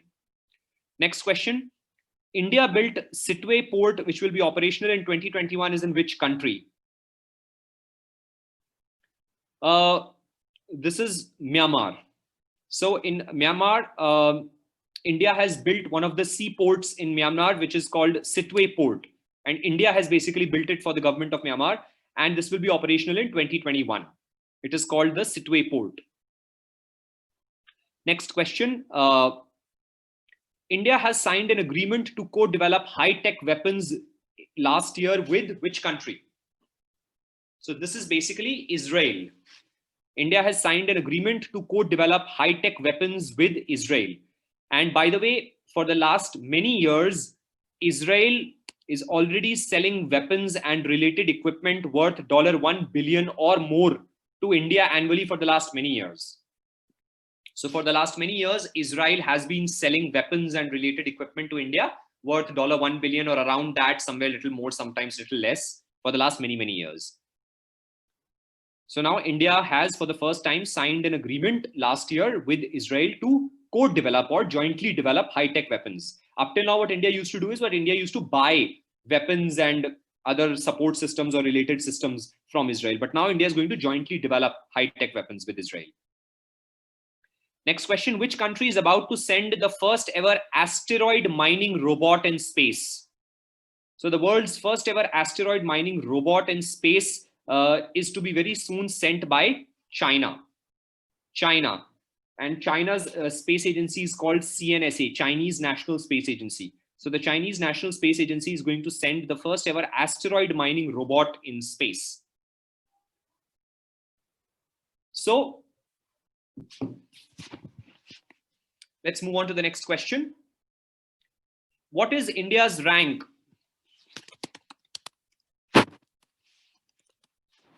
in the Global Talent Competitiveness Index 2020? So this was 72. India's rank in the Global Talent, this is one of the significant indexes, this is which is released annually, and India's rank in this was 72 last year. Next question. Who releases the Global Competitiveness Report? So this Global Competitiveness Report, basically we are talking about the same one. The Global Competitiveness Report is the same report which contains this Global Talent Competitiveness Index. So this report only contains the Global Talent Competitiveness Index mentioned in last question. Okay, so who releases, which is the organization that releases this? This is basically the World Economic Forum, WEF, like we have discussed another question on the World Economic Forum. So the World Economic Forum releases this Global Competitiveness Report. Next question. What was India's rank in Women on Board 2020 by global tendering platforms? Okay, let me just clarify this question later on. I think there's something missing in this question. So I'll clarify it and put it in the document later on. So let me just move in. By the way, India's rank was 12th in this. India's rank was 12th, but let me just complete this question. There's something missing in this question. So I'll make the requisite changes, complete this question, and then I'll share this document with you all. Next question. There's something missing here in this question. Who is the author of the novel A Suitable Boy, on which a film of the same name was released recently? So this is Vikram Seth. Vikram Seth is one of the most prominent English language novelists in India. He has been active for the last many decades, and his novel Vikram Seth was actually adapted into a screen, adapted on screen by a movie on the same name, which is A Suitable Boy, a movie of the same name, A Suitable Boy, in which, if I remember correctly, famous Indian female actor Tabu starred, A Suitable Boy. And I think it was released not long ago, just a few months ago, A Suitable Boy.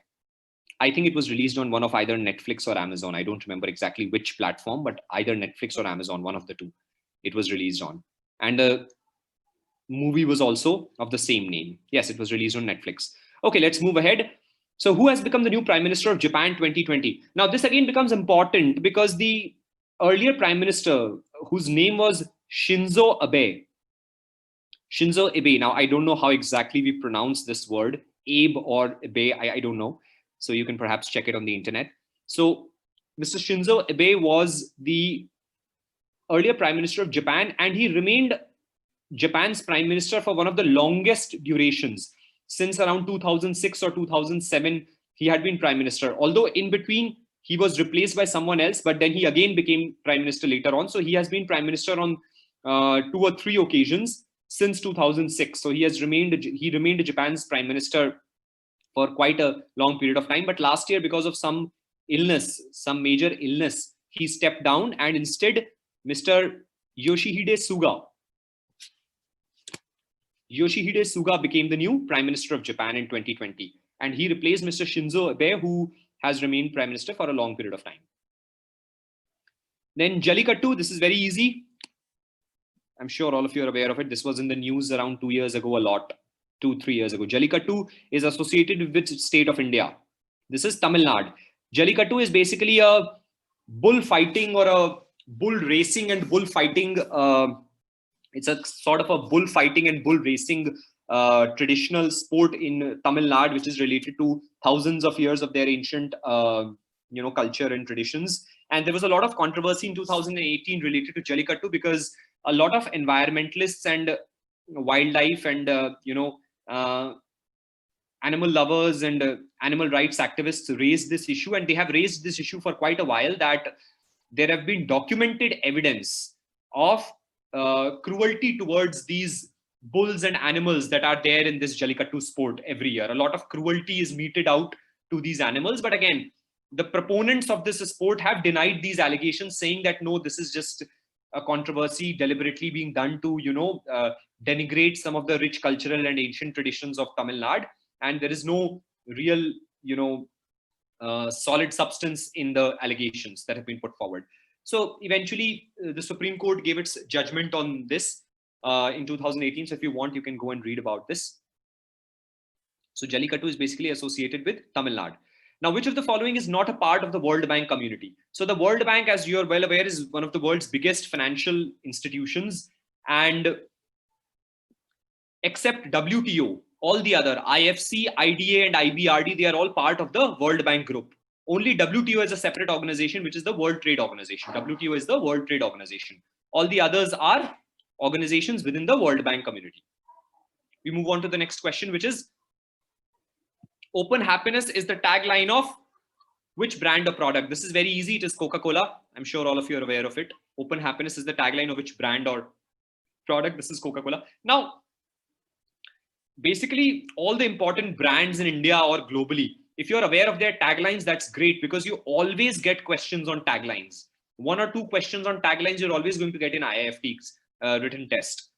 So it's better you just go on Google, search for taglines of famous companies or brands in India, and similarly do another search, taglines of the top brands in the world or the top companies in the world, and you're going to get the taglines or the slogans, especially the taglines or the punchlines. So it's a nice exercise if you spend some time and take out the top 25 brands or 25 companies in India, their taglines, in the top 20 companies or 25 brands in the world, and try and remember all the taglines, because you can straight away quickly get 2 questions or sometimes even 3 questions correct. Especially, there is a high probability that you'll get at least 2 questions. Next question.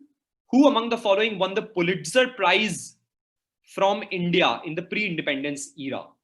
Now, why this question becomes a bit important, I'll tell you because of the next question that is coming, which is the 25th question. So this question becomes interesting and important because of the next question that is coming up. So this one is B, Gobind Bihari Lal. Now, what is the Pulitzer Prize? Pulitzer Prize is essentially considered to be the most prestigious award in journalism globally. it is in the memory of Joseph Pulitzer. Joseph Pulitzer was a famous journalist and editor in the 1900s and 1910s, the first 2 decades of the previous century. He was a famous journalist and editor of a very, critical and a very, you can say, critically acclaimed newspaper at that time in the US. And basically, Mr. Joseph Pulitzer took on the then US government and some of the biggest companies that were rampant in corruption at that time. So in his memory, Columbia University, which is one of the most famous universities and one of the top ranked universities in the world, it is based out of New York City. So Columbia University, which is based out of New York City, it awards Pulitzer Prizes in different categories annually. So basically every year in different categories, the Pulitzer Prize is awarded by Columbia University. So Gobind Bihari Lal was the first Indian to have won the the Pulitzer Prize, which was in 1937. And basically Mr. Lal was a science journalist. He studied science journalism in the US, and then he came back to India and he became an independence activist. He fought, he was associated with a not a very well-known party called the Gadar Party, and he became an independence activist with that. The next question. 3 Indians won the Pulitzer Prize in the, sorry, I have mistakenly written as it, in the feature photography category in 2020. What are their names? So that's why now you realize why the previous question also becomes important. So 3 Indians won the Pulitzer Prize in the feature photography category in 2020. What are their names? And their names are Dar Yassin, Mukhtar Khan, and Channi Anand.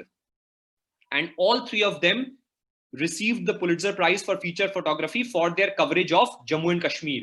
Once the basically the internet lockdown and the clampdown was put into place in Jammu and Kashmir, and the Article 370 was revoked, and after that for many months in 2019 as well as in 2020, Jammu and Kashmir was under a state of constant lockdown, and most of the populations had to remain in their homes. A large majority of the population was confined to their homes, and only very limited mobility and very limited activity was allowed. So these 3, again, this was very controversial. A lot of controversy erupted because of that, because some of the people who were supporters of the Indian government stated that, this is just a sort of a planning by the West to basically denigrate India's internal affairs and to, meddle or to put their feet into India's internal affairs when they should not. So a lot of controversy erupted in that. But again, this is important because these 3 journalists won it for feature photography, the Pulitzer Prize. So this is where we end today. I'm going to have a set of another, hopefully 30 to 35 questions tomorrow related to IIFT exam. And we are going to cover other very important topics and important points related to important topics in business and corporate world and economy tomorrow for the purpose of your interview preparation as well. So does anyone have any questions or doubts or queries or anything you disagree with, or any comments?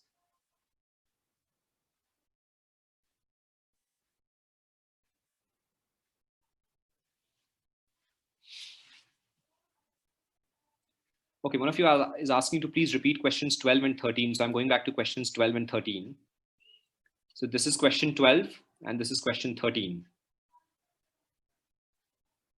Don't worry, you are going to get access to.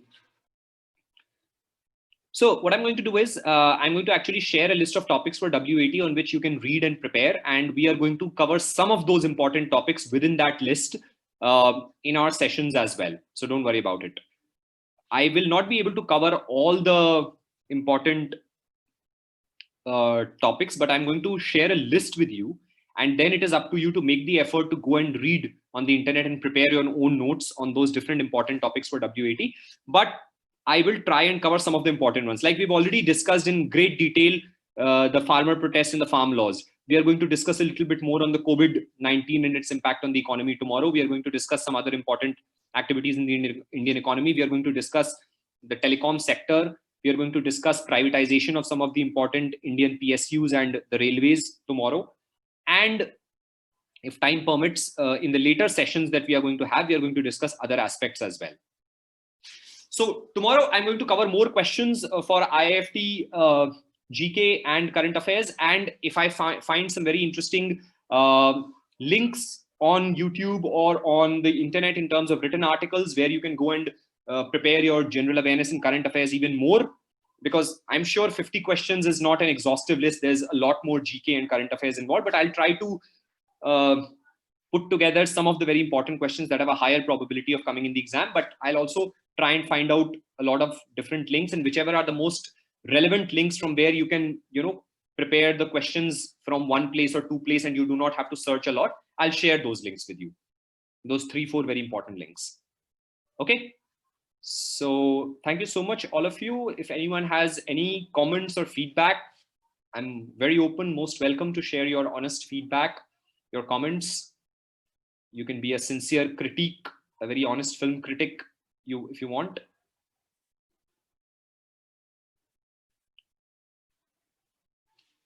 If anyone feels that perhaps, because to be honest, yes, I did feel that maybe in the early part of the session, perhaps I went into too much detail into the WAT. Perhaps I could have shortened that, but tomorrow I'll take care of this and in the subsequent sessions. If anyone wants to suggest anything else for improvement on my part.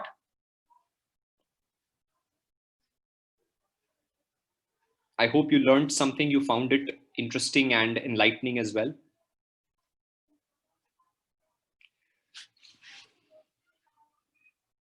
So one of you is asking that there was a future group coupon controversy. This is a very easy one. You just go and search on Google and you'll just find simple articles there. Like the top 3-4 links that you're going to get in a Google search will, contain all the important points related to the future group coupon controversy. It's not something, it'll take hardly 5 minutes of effort to read on this. So you can just do a simple Google search. Yes. Anyone else with any comments? Anything else you want to share with me? Anything that I can change in terms of my methodology of instruction, methodology of training, or my pedagogy? What is the word for it? Pedagogy. If any changes I can bring about.